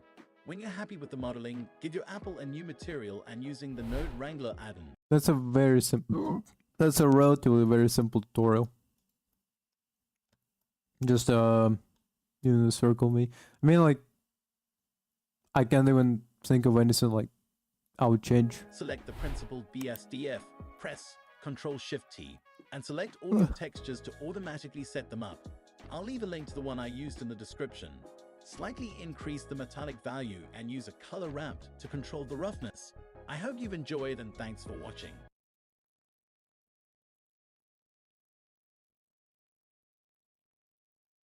Let's create an antique key in Blender. Start by importing a reference image into Blender. Add in a cube, align it with your key and select one of the I swear to God, if it goes how I think it's gonna go. faces. Press Ctrl and right mouse button to extrude it to your pointer. Continue to do this and trace around the entire shape of the key. It's exactly what I thought it was gonna be. You're just gonna trace around the entire thing. Fuck. I mean, nothing's wrong with it. It is a little bit pain in the ass. I mean, sorry, sleepy. The other choice is to let's say we have a cube, right? That's just a spitballing, but you could. Let's say we have the image of a key right here because I don't wanna go search for a fucking key. Okay. Let's say what if we, number one, first made the cube smaller in a proportion to the key, right? SX, no, SY.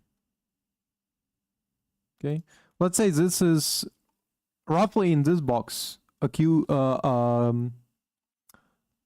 can fit, right? Next we go R, okay. Then S, X, right? Let's say this is the ending of a key, like this is the keyhole thing. No, I don't know what the fuck do you call this.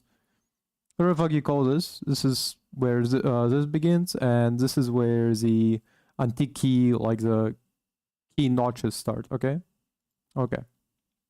So that's 1, 2, and 3.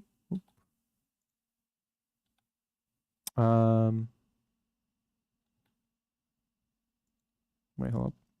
Right.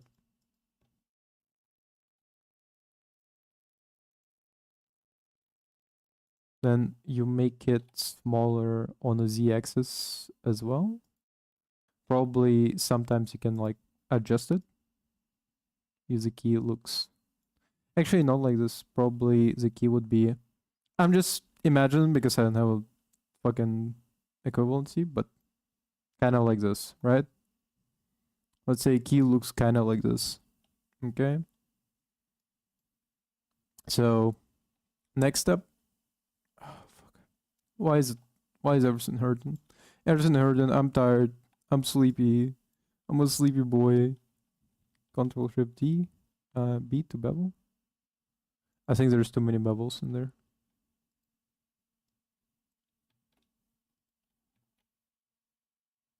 The fuck? Now this is what I wanted.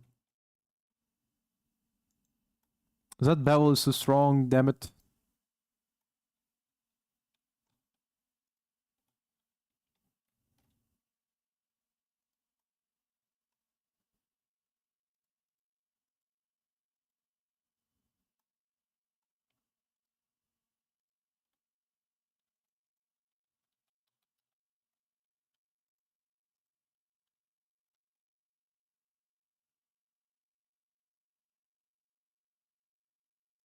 Okay. Roughly speaking. We could also make this smaller around here.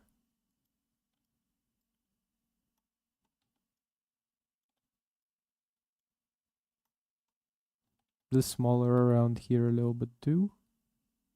Not too small because it's gonna need to poke out a little bit, okay? Actually, you can do another... Nope.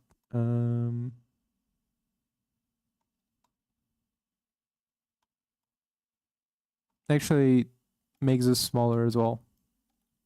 The entire thing needs to be smaller in y-axis. Thinner. Specifically thinner. Okay.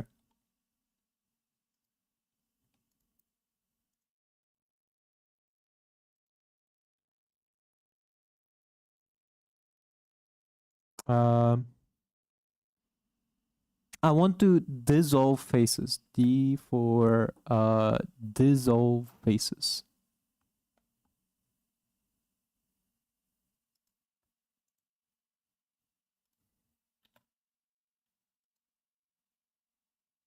What?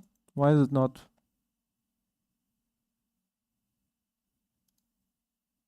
Oh yeah, I guess you can't really. Okay, hold up.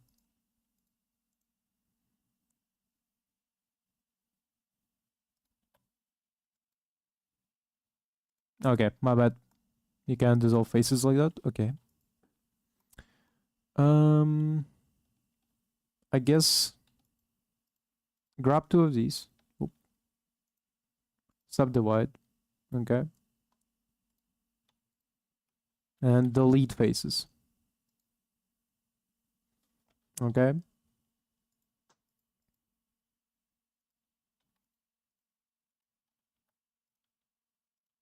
There is definitely an easier way to bridge these, but I cannot remember an easier way.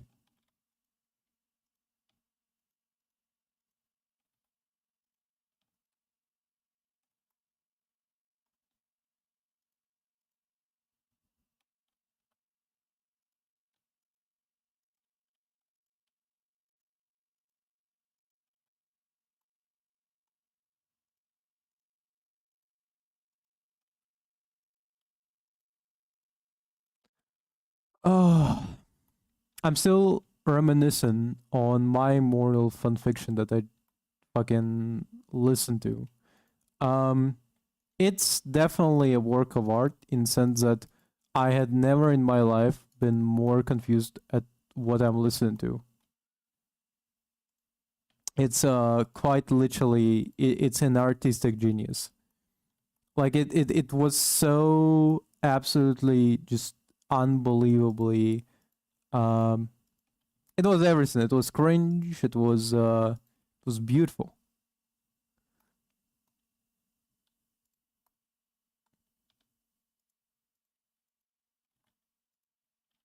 Did I already? I don't remember.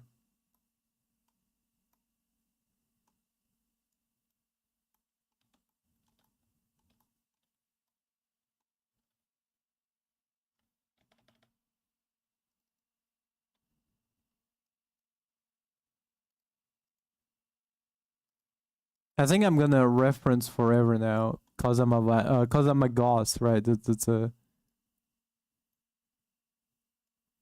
beautiful. It's unbelievable. Cause I'm a goth, get it? It's a fantastic piece of work. A a little girl. My assumption, a 14-year-old, 13-year-old girl wrote it because she was, I don't know, she was obsessed with goth culture and also with like Harry Potter at the same time. And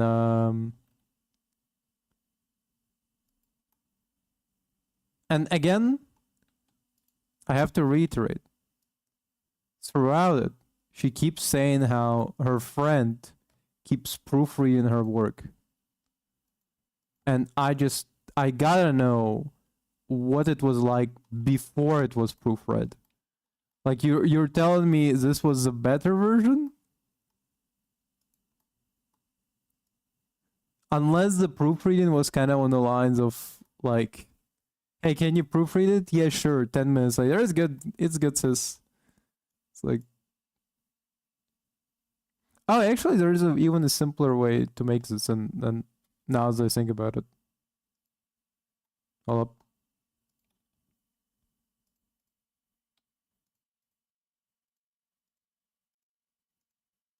If you just made this, right? Shift D. Oh, it's not linked for some reason. Beautiful. Shift D.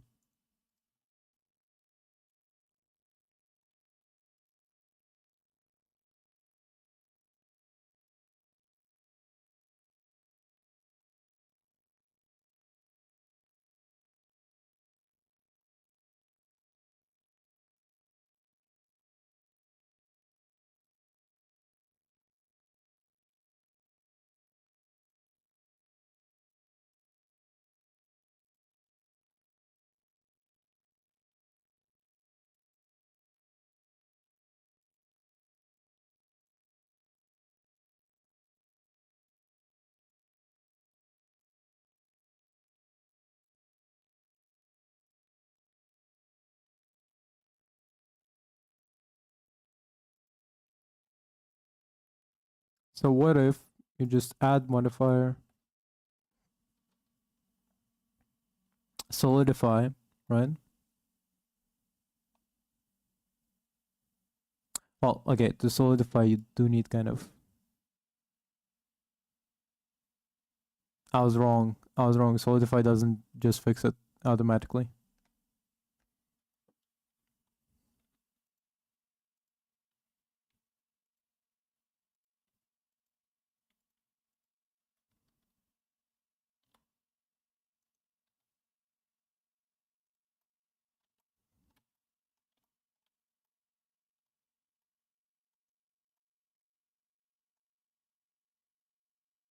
Ooh, why does it look like this?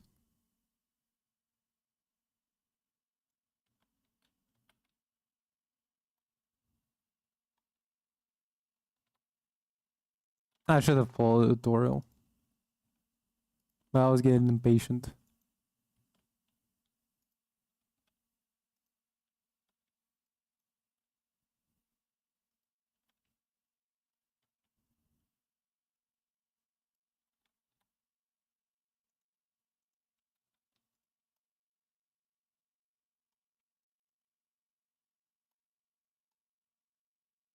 I'm done. I'm cooked.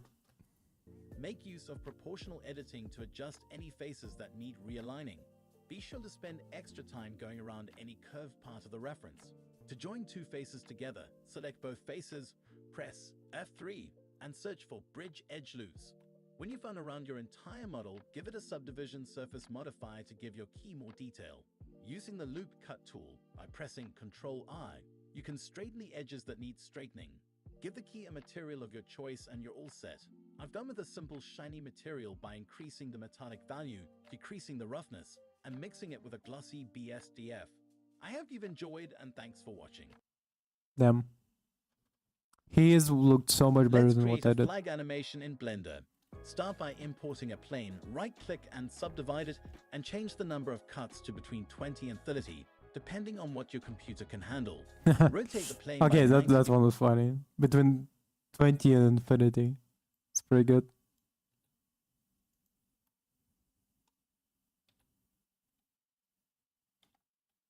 Why 90?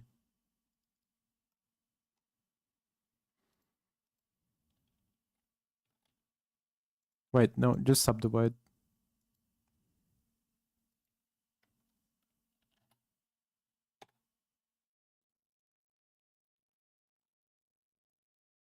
degrees on the x-axis, and in edit mode, select all the vertices What has he said? of cuts to between 20 and 30, depending on what your computer can handle. Rotate the plane by 90 degrees on the x-axis, and in edit mode, select all the vertices on one side of the plane. In the data properties, add a new vertex group and assign it to your vertices. Go to the physics tab, give your plane a cloth simulation and change it to cotton. Then scroll down, and under the shape tab, Wait, hold up. I'm lost. Set mode. I'm sleepy. Okay, Select all then. the vertices on one side of the plane. In the data properties, add a new vertex group and assign it to your vertices. Go to the physics tab, give your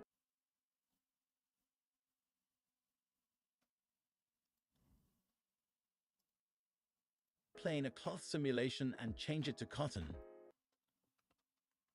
Cloth and the fuck? Cotton? Where the fuck does he? Then scroll Wait, is it here? Ah, cotton.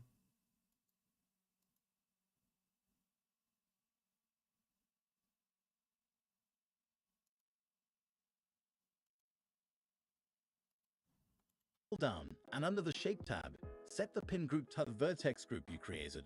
Then under the collisions tab, enable self collisions. Now in the modifier tab, give the plane a subdivision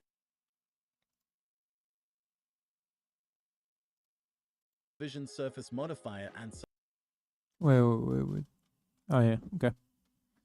As always, subdivision modifier.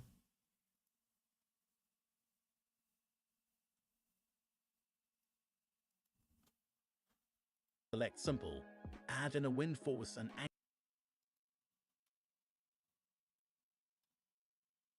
angle it at the flag. In the settings, Hold up. Add. He's at force, right?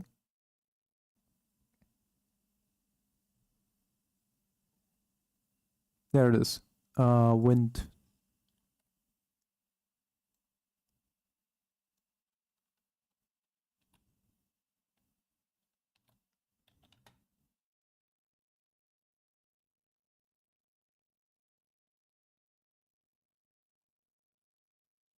select simple. Add in a wind force and angle it at the flag. In the settings, increase the strength to 3000.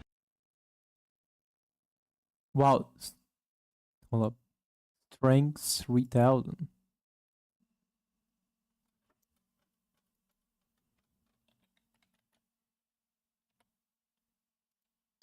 Press play and watch your flag in motion.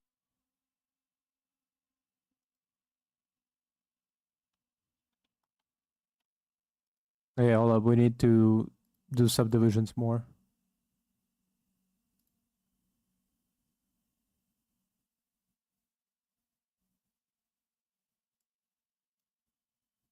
Oh, nope. That's clearly not working in our favor.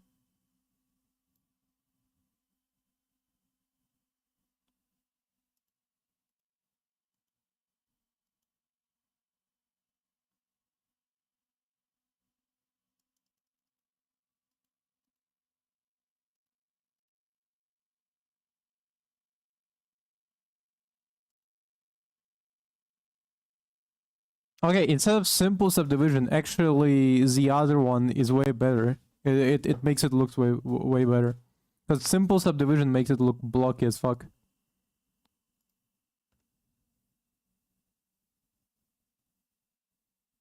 Nice.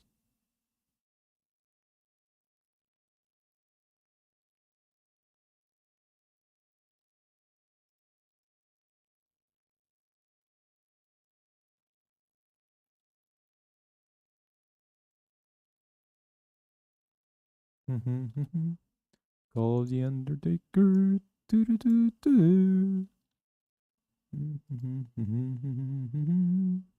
Na na na na na na na na na na. Do do do do do. Where the fuck is the? Why can't I move it? Oh, it's because the simulation is running actively. Yeah, yeah. Okay.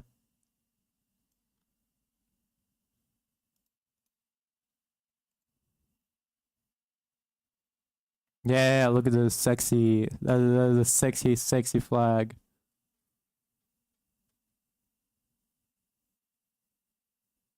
I do like how it looks. Something mesmerizing about the way it looks. That's nice. Motion. Give your flag a material and you're all set. I hope you've enjoyed.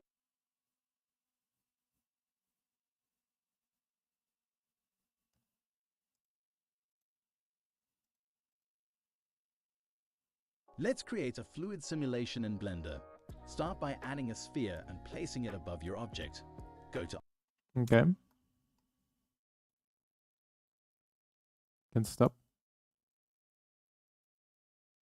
Add a sphere, you said.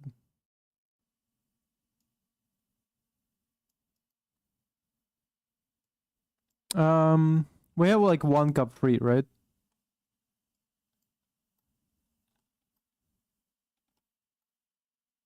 Yeah, we have our low poly cup. Let's put the water in our low poly cup.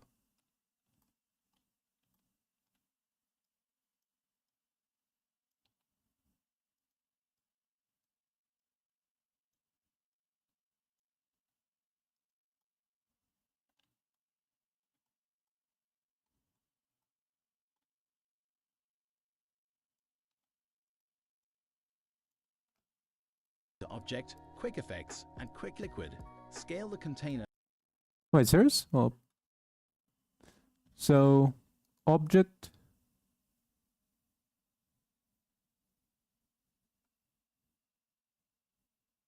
Did you say effects or quick effectors? Liquid. So it covers the area of your object and the sphere.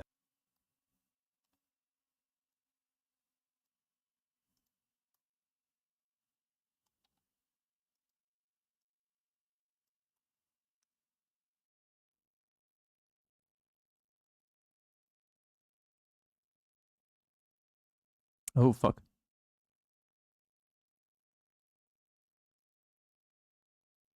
Oh no. Oh no, I can't see shit. No, this is well enough.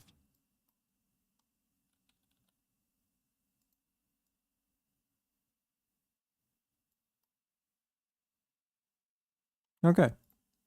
Select your object, give it fluid physics, and set it to effector. Select your sphere and Physics. Fluid. Type. He said domain or? set the fluid bit. Give it fluid physics and set it to effector.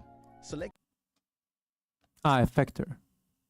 your sphere and set the fluid behavior to inflow. Select the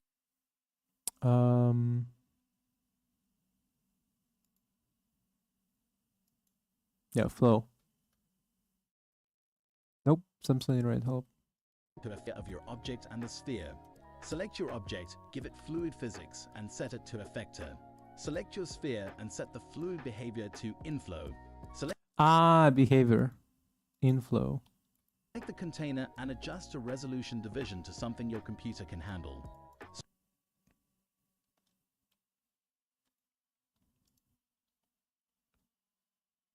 It's fine. 32. You put it at 100? Let's put it at 100. Why not? Scroll down and check Mesh, and under the Cache tab, set the type to all, and adjust the frames to how Fuck what?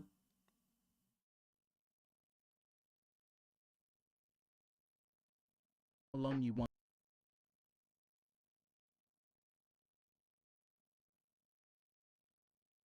Wait, hold up, I'm losing my mind. Select your sphere and set the fluid behavior to Yes. inflow. Select the container and adjust the resolution division to something your computer can handle. Scroll down and check Mesh, and under the Cache tab, set the type to all,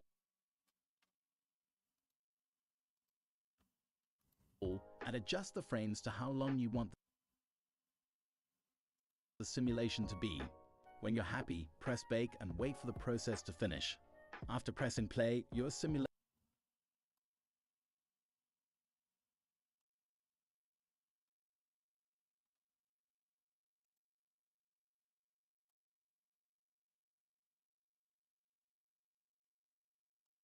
Ooh, the FPS is not handling well. 24 FPS.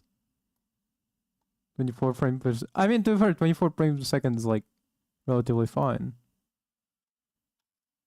But hold up, he said simulation, bake. you set the type to all and adjust the frames to how long you want the simulation to be. When you're happy, press bake and wait for the process Oh, bake all, yeah.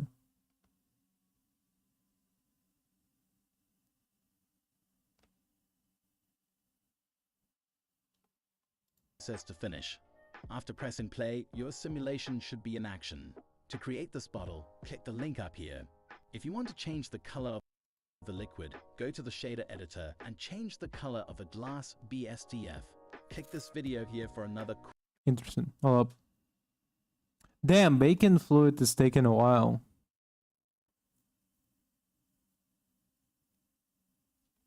It's gonna be a little bit. Gotta wait. Before. In the meantime. Okay, this is something I gotta talk about. I was on second-hand market. And on second-hand market, you have a lot of stuff. Including people both looking for tenants and tenants looking for apartments. And one thing I saw is this.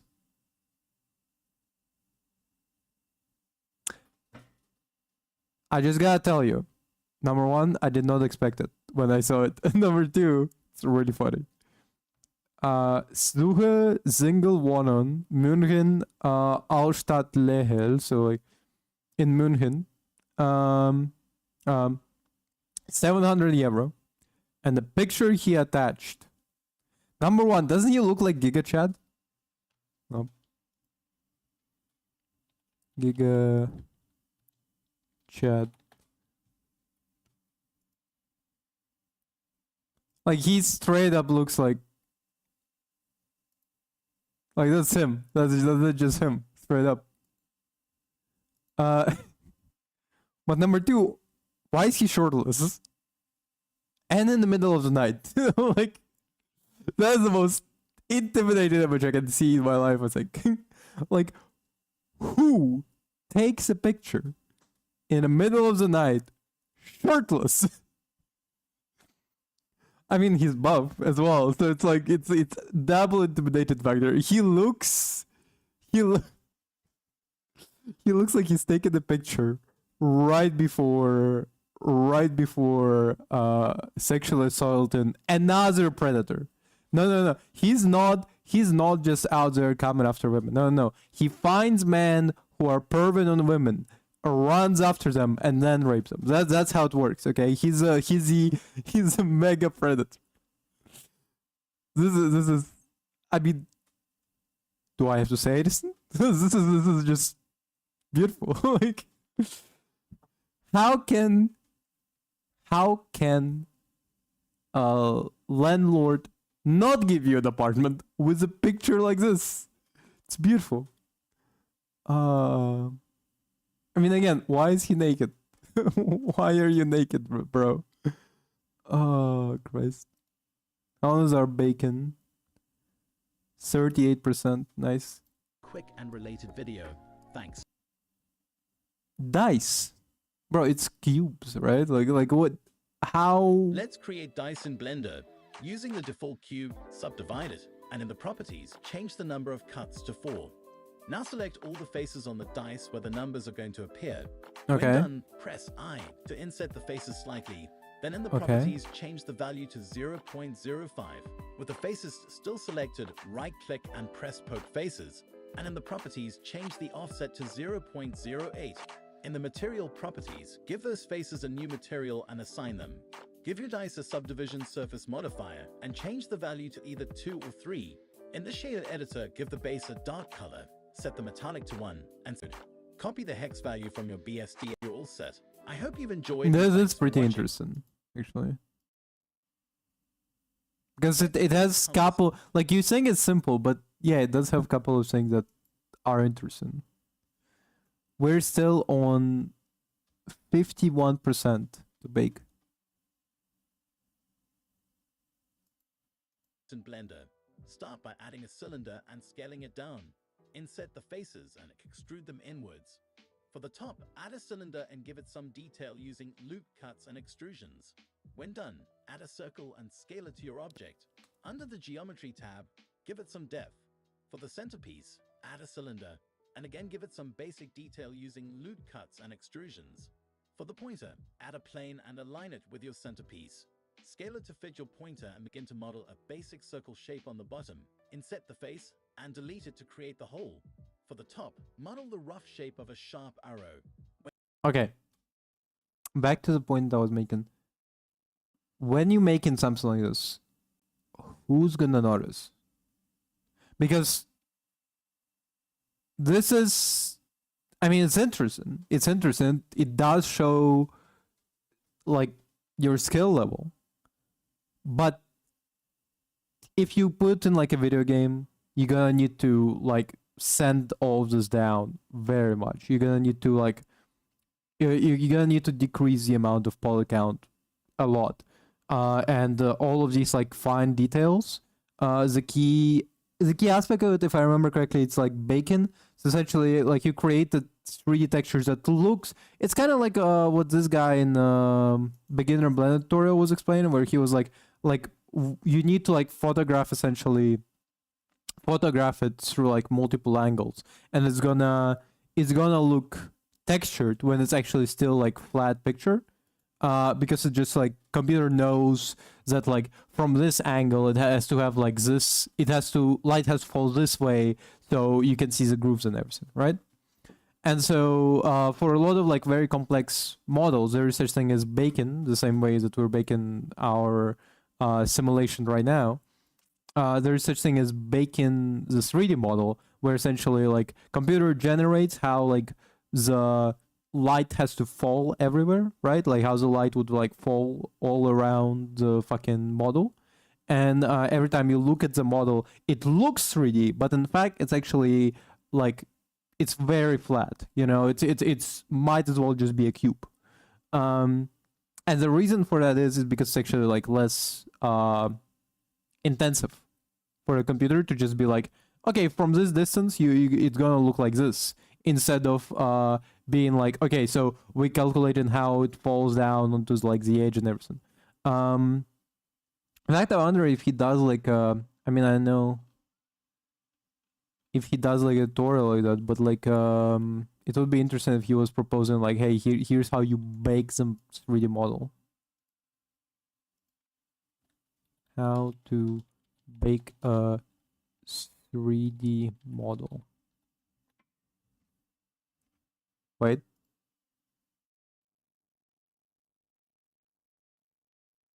Obviously.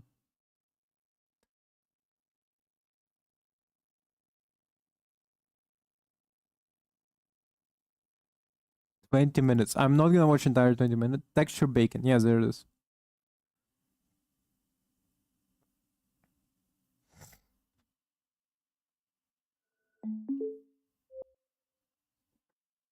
Now, I don't know about you, but when I first got into 3D, I never thought that I'd have to learn baking skills. And after all this time, I can say it's honestly served me pretty well.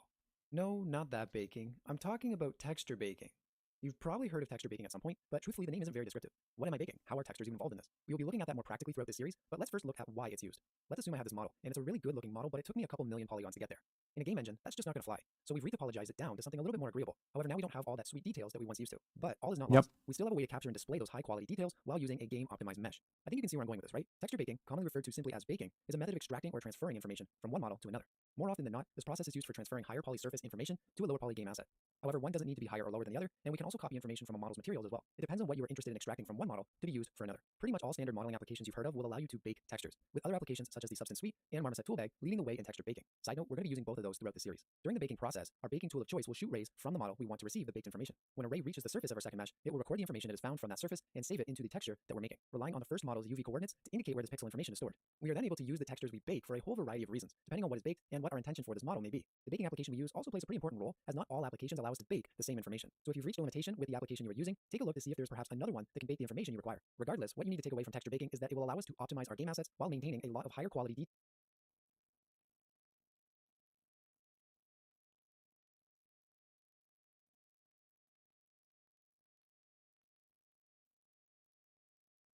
Is this because of the fucking wind? Hold up. How do I disable it? I swear to God, if it's fallen right now to this corner because of the fucking wind, it's gonna be really funny. Hold up. Delete.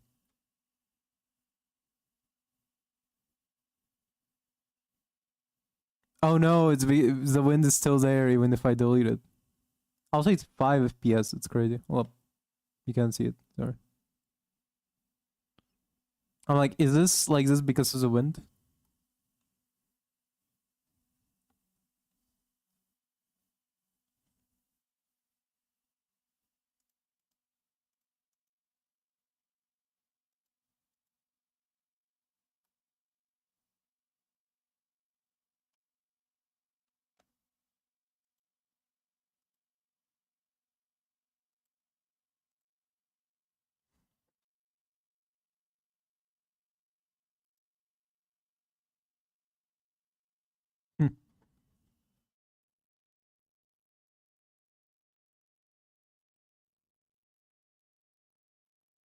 I think the wind might be affecting the water.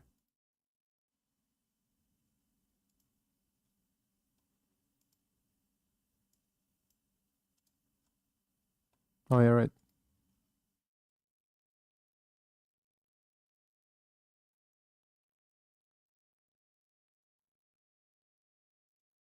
Daisy, Daisy.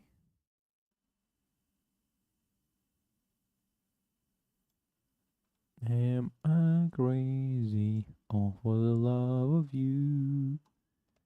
It won't be a stylish marriage. I can't afford a carriage. Now if I bake it, oh fuck.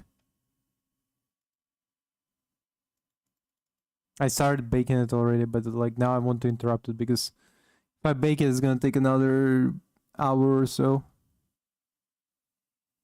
However long it took. Detail that will be carried on through our textures. Some of these textures will be used in our final game. However, many of these textures are used only in the texturing process for the information they store.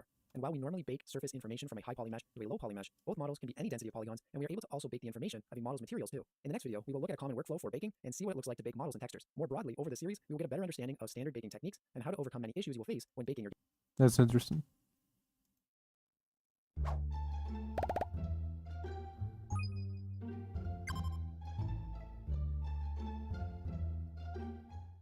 Hey guys, in today's video we're going to be checking out the Blender Help Forum. We're going to try to help out as many people as It's gonna be really funny if on Blender Help, he's right now. How old is it's 1 year ago? Fuck. Because I was like, I submitted to Blender Help a help request and nobody ever answered. possible and see some really cool posts. I've never seen a weird post in this forum in my entire life, so it should be a nice, calm video. How can I make this grid board? Well, I would start by taking a cube, getting it into the shape of the board, and then just using a ton of cylinders to boolean out those holes. Why does my texture do this? You might just have some height map settings in the wrong spots. Just mess around with those until it looks good. Will this be too many polygons for a game? No! Oh, what the fuck is this? Excuse me. Wow. No, Jesus Christ. it's horrendous and I'm laughing so hard. So, what did you make? What's wrong with my blender? My little What? brother shows me this and asks me how to export it. Is he feeling okay? I made a 3D short about my existential crisis. You poor guy. Do you have people you can call? I redid my old artwork. There's Wait, no, wait. Do you have When I look at this, is this not from the world of Gumball straight up? people you can call? I redid my old artwork. There's no difference. I want to paint on the floor, but the texture is being repeated. I want to draw circle symbols joining the skeletons on the ground. Did you just have a stroke? I made some ineffective utensils. Oh no, all of my models are gone because I like turned off my, because I was like, I don't want to bake all the models we made are gone. The only one I'm kind of gonna miss is the football, I think, and a pillow. You're living proof that there are levels to unemployment. A Blender render I made in Blender. Oh my god, it's so funny. I get it. The UVs on this apple stretched. How do I fix this? What are you talking about? Oh, thank god, a normal post. Is the model game ready? Oh, let's see. What the fuck? You just... Ah, that's so funny. Ah, it's not ready. Hold on a Let's second. see. Oh my fucking god. Normal post. Is the model game ready? Oh, let's see. Oh, that's beautiful. That's so beautiful. That's unbelievable. Oh, he's just... sorry. That looks so fucking funny. What the fuck? This STL of a guitar? Stop it! Okay, I'm done. It's good enough. This Blender shader will blow your mind. It makes the object transparent and opaque at the same time. It's easy to set it up. Add the new material and change the blend mode to alpha clip to make the transparency work later. Go to the shading tab and delete this. Add an emission which adds color to the object. Add a transparent shader which makes it see-through. Mix them and we should tell Blender to make the outside faces transparent and the inside faces opaque. There's a node for that. It's called geometry node and its back-facing socket distinguishes between the outside and inside faces. So when you plug that into the factor, magic transparency goes brrrr. I'm gonna need to save this for later, because it might be...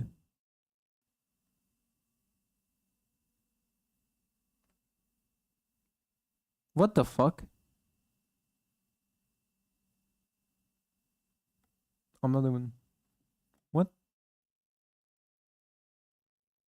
Your game assets. When done,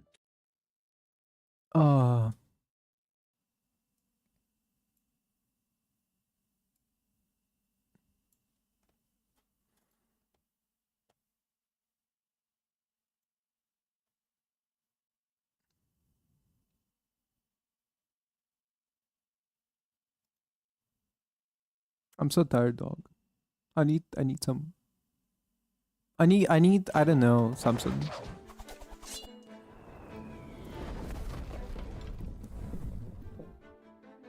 What sucks, caffeine doesn't even work on me. If I drink energy drink right now, I'm gonna get like heart palpitations for a little bit, which gonna make me feel awake. And then it's gonna go back to being normal.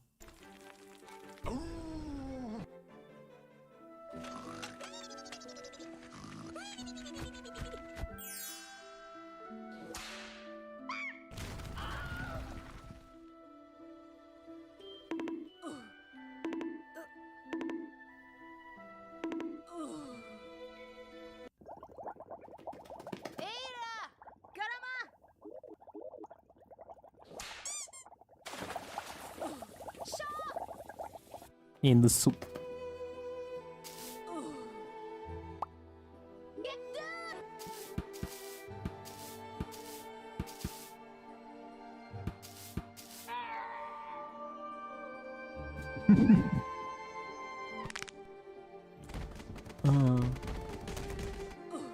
Good thing there is no fall damage in Silksong. No god.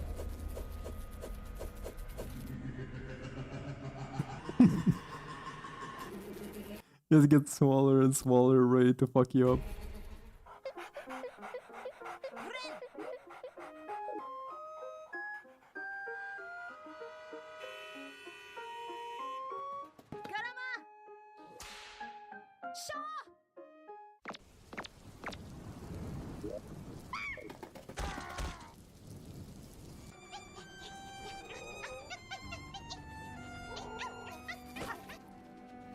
Ow.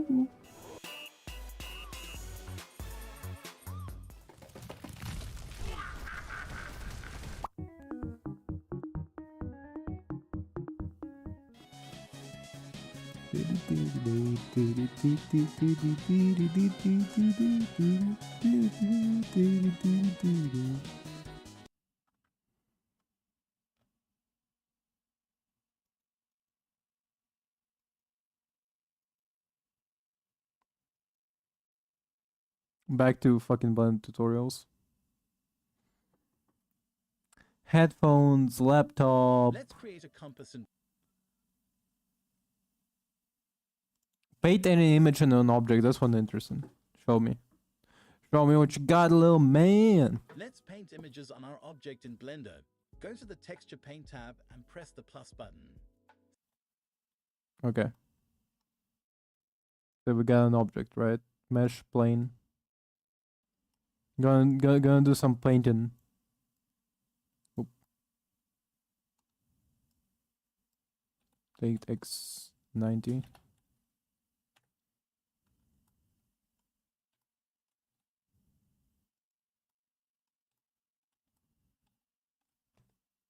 Select base color.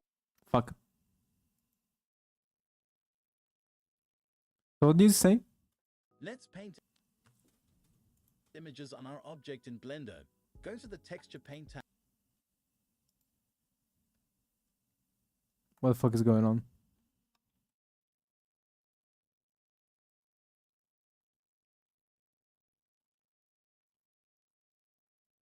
and press the plus button. Select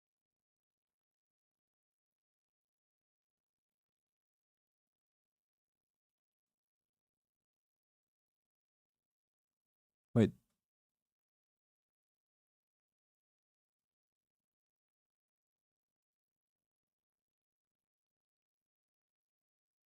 base color and either keep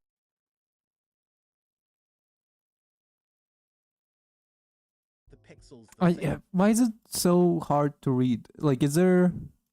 Of course there is better quality. Holy shit.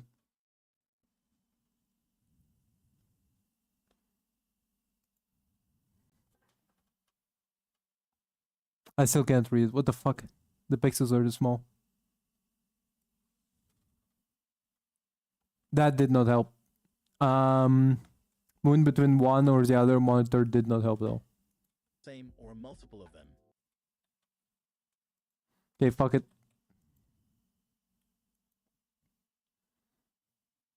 Texture paint. Let's paint images on our object Yes. in Blender. Go to the Texture Paint tab and press the plus button. Texture paint. Select Which one is the plus button in question?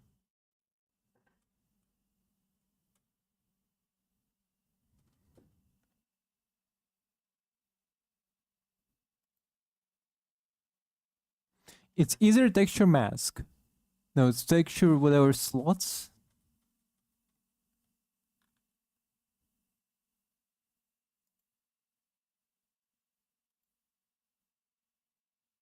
Select base color and either keep the pixels the same or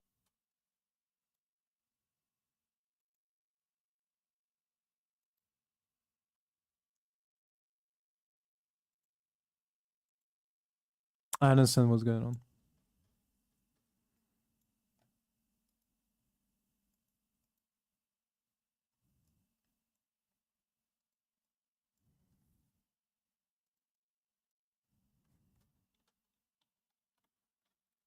tab.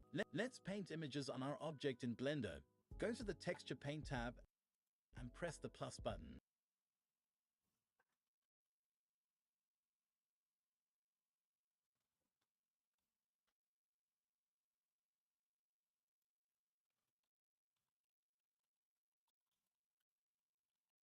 I don't. Where the fuck does texture slots come in?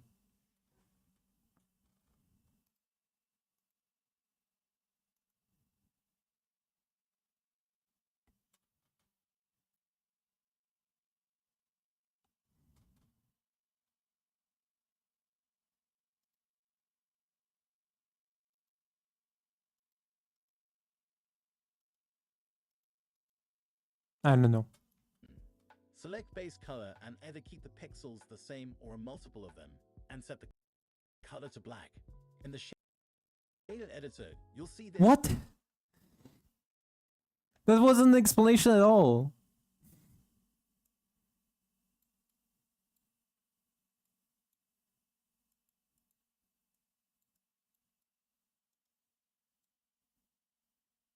I still don't know how to do this in Blender. Whenever I had to do a texture, I would put it in Photoshop and then like try to figure it out.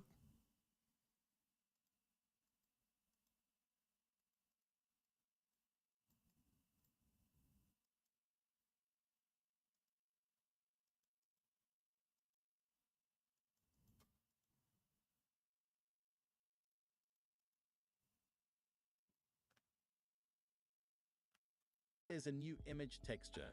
To mix this in with our material, add a mix node and set it to color. Set the blending mode to add and connect your original material and new texture map to it. Now go back, scroll down and open the texture tab and press new.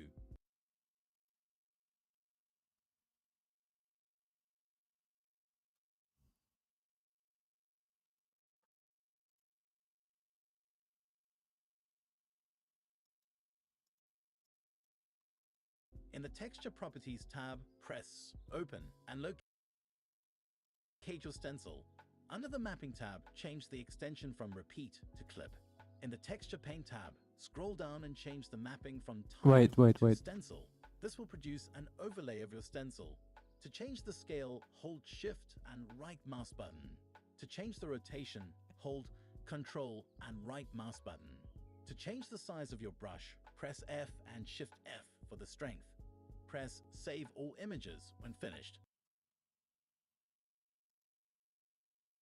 Let's create curtains in Blender.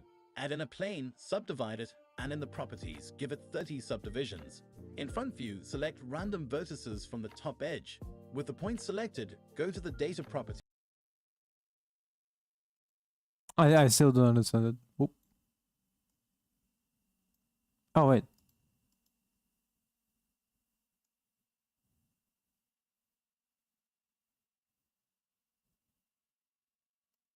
That's interesting, doesn't help me at all.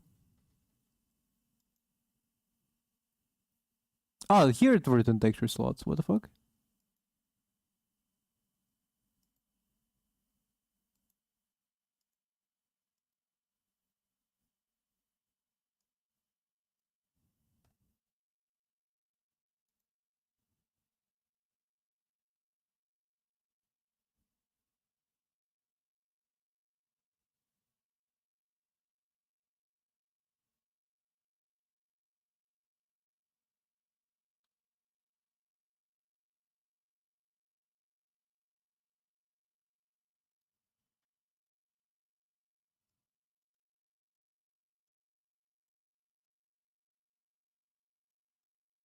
Now I understand even less.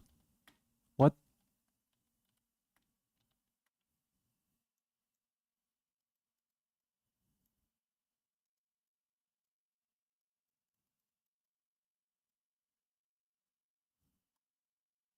Oh fuck, light is gone as well. Okay, I'll layout.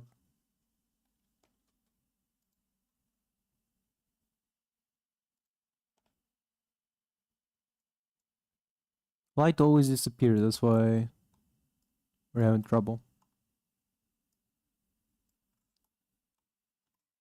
Okay, so it's still fucking gray piece of shit. Why?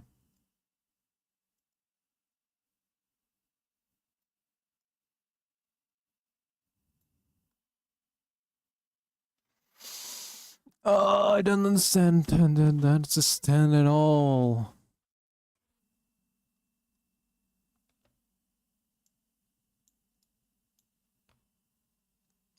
Is it me or he explained just Let's very paint little? images on our object in Blender. Go to the Texture Paint tab and press the plus button.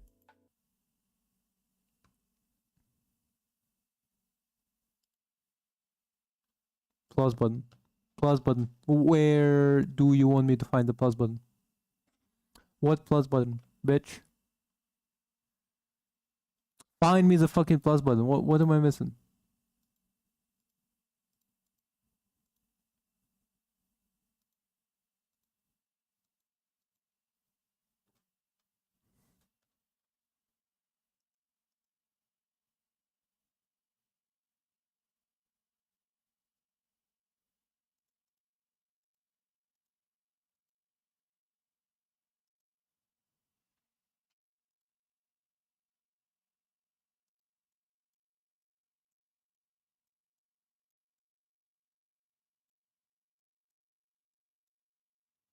I understand. Select base color and either keep the pixels the same or a multiple of them, and set the color to black. In the shaded editor, you'll see there's a new image texture. To mix this in with our material, add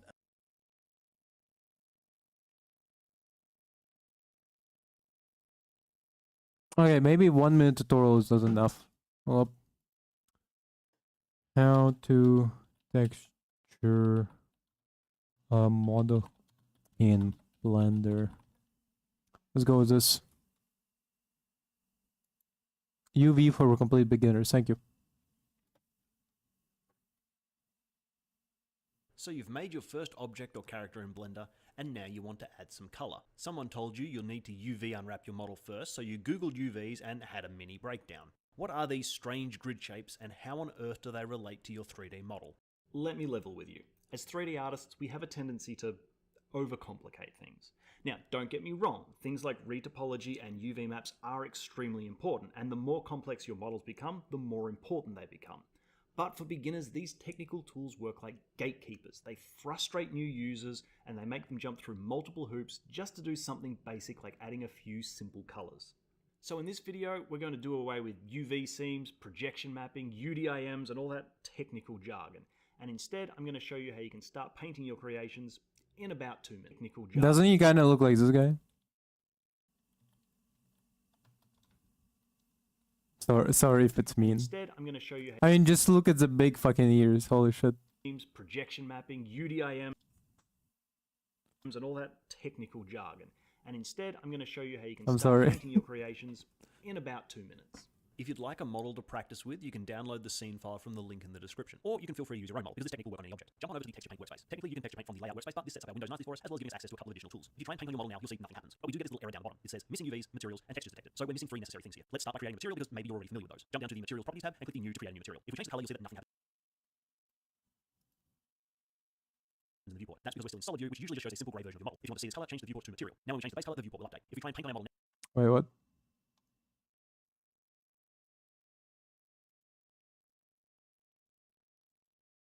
now, we'll still get now shows a simple grey version of your model. If you want to see this color, change the viewport to material. Now when we change the base color, the viewport of your model. If you want to see this color, change the viewport to material. Now shows a simple grey version of your model. If you want to see this color, change the viewport to Oh yeah, we already have this. material. Now when we change the base color, the viewport will update. If we try and paint on our model now, we'll still get an error saying we're missing UVs and textures. Okay, let's create those UVs. Up on the top menu here, under the drop-down called texture slots, you can see this warning message that says UV map needed. Next to this button, add simple UVs. So let's push that button. In the image editor window, you can see some UVs pop into existence. Being an automated method, this isn't the best UV layout in history. There's quite a few UV islands as well as a lot of empty space, but this is good enough for you to start painting. For anyone wondering, this simple UVs option is the same as going into edit mode, selecting everything and pressing U to bring up the unwrap menu, and then choosing smart UVs. The add simple UVs button will only be visible if you have no UVs at all, and most of Blender's default objects come with some UVs to begin with. If you same as going into edit mode, selecting everything and pressing U to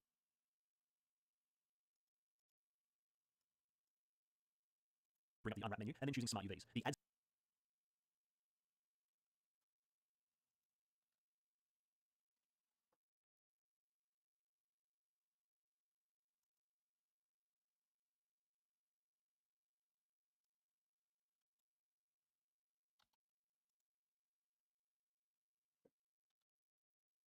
Wait, actually, hold up.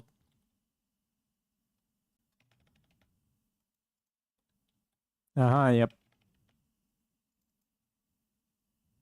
Add simple UVs button will only be visible if you have no UVs at all, and most of Blender's default objects come with some UVs to begin with. If you can't find the add simple UV button, use the unwrap menu. There's a lot of different UV options in the menu, but Smart UVs is a very quick and dirty method to get you up and running quickly. Unfortunately, we still have that pesky missing textures error we need to address. What might not be immediately intuitive to new users is that although we have UVs, the UVs themselves don't hold the color data. For that, we need an image texture like a JPEG or a PNG. Back in our tools menu, you should see this text saying no textures. Next to that is a plus button. Tap that and you'll see a whole bunch of options. All of these relate to different textures you can create for your object, such as how shiny or how bumpy the surface is. Leave all that for another day. For now, we just want the base color. In this new pop-up window, you can choose how big you want your textures to be. If you're making models for video games, 1024 by 1024 will probably be big enough. Working in film and animation,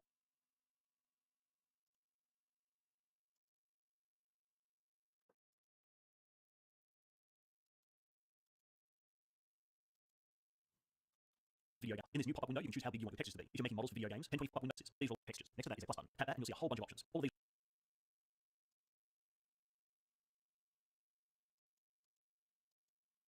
relate to different textures you can create for your object, such as how shiny or how bumpy the surface is. Leave all that for another day. For now, we just want the base color. In this new pop-up window, you can choose how big you want your textures to be. If you're making models for video games, 1024 by 1024 will probably be big enough. Working in film and animation, I usually use larger textures, so I'm going to crank this up to 2K or 2048 by 2048. For this texture, we don't need alpha, although it's not really going to do any harm if you do accidentally later on. I'm also going to choose a light brown color as our base to paint on, and click OK. The mushroom in the viewport should change color to that light brown, and you may notice that your UV window suddenly zoomed in. This happens because we chose to use a larger texture size. You can zoom back out of this if you want to see all of your UVs again. And now, at last, we're ready to paint. I'm going to choose a red color, paint on top of the mushroom. You can select a color either from the viewport menu at the top or from the side panel. You can control the strength and the radius of your brush at the top, or you can right click in the viewport to bring up the same options. Sometimes you might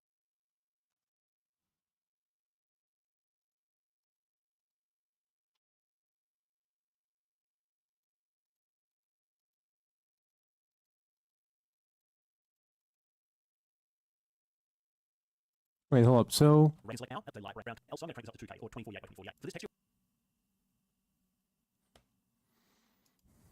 texture slot, but why does it say single image instead?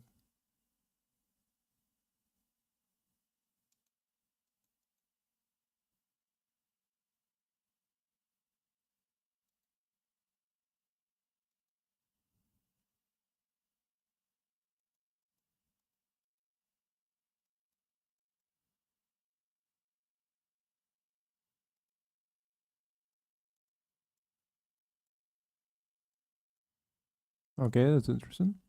texture we don't need alpha, although it's not really going to do any harm if you do accidentally later on. I'm also going to choose a light brown color as our base to paint on, and click OK. The mushroom in the viewport should change color to that light brown, and you may notice that your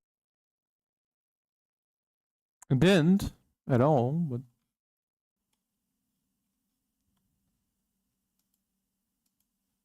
UV window suddenly zoomed in. This happens because we chose to use a larger texture size. You can zoom back out of this if you want to see all of your UVs again. And now, at last, we're ready to paint. I'm going to choose a red color, paint on top of the mushroom. You can select a color either from the viewport menu at the top or from the side panel. You can control the strength and the radius of your brush at the top, or you can right click in the viewport to bring up the same options.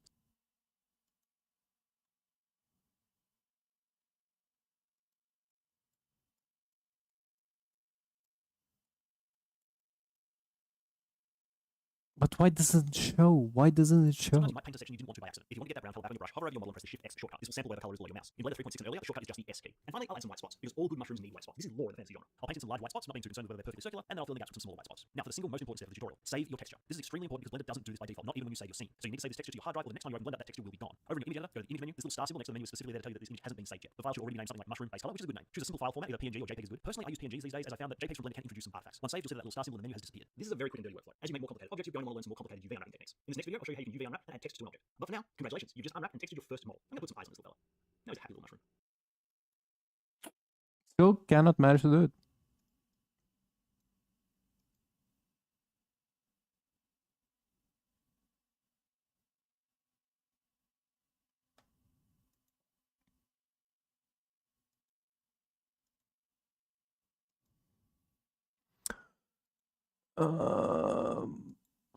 Okay.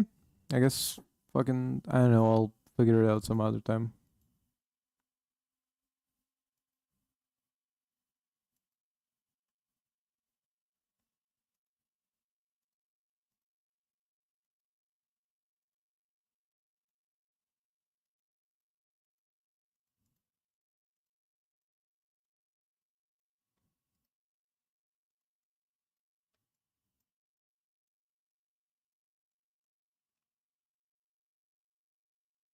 That's not Peters.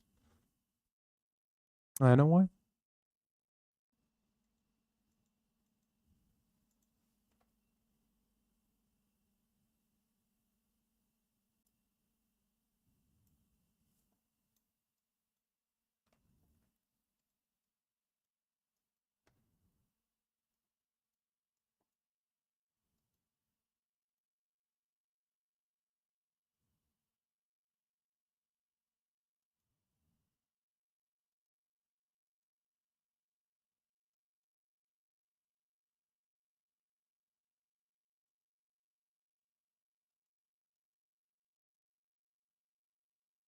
I know, maybe tomorrow, not tomorrow, but like some other time I'll figure out exactly how it works in Blender.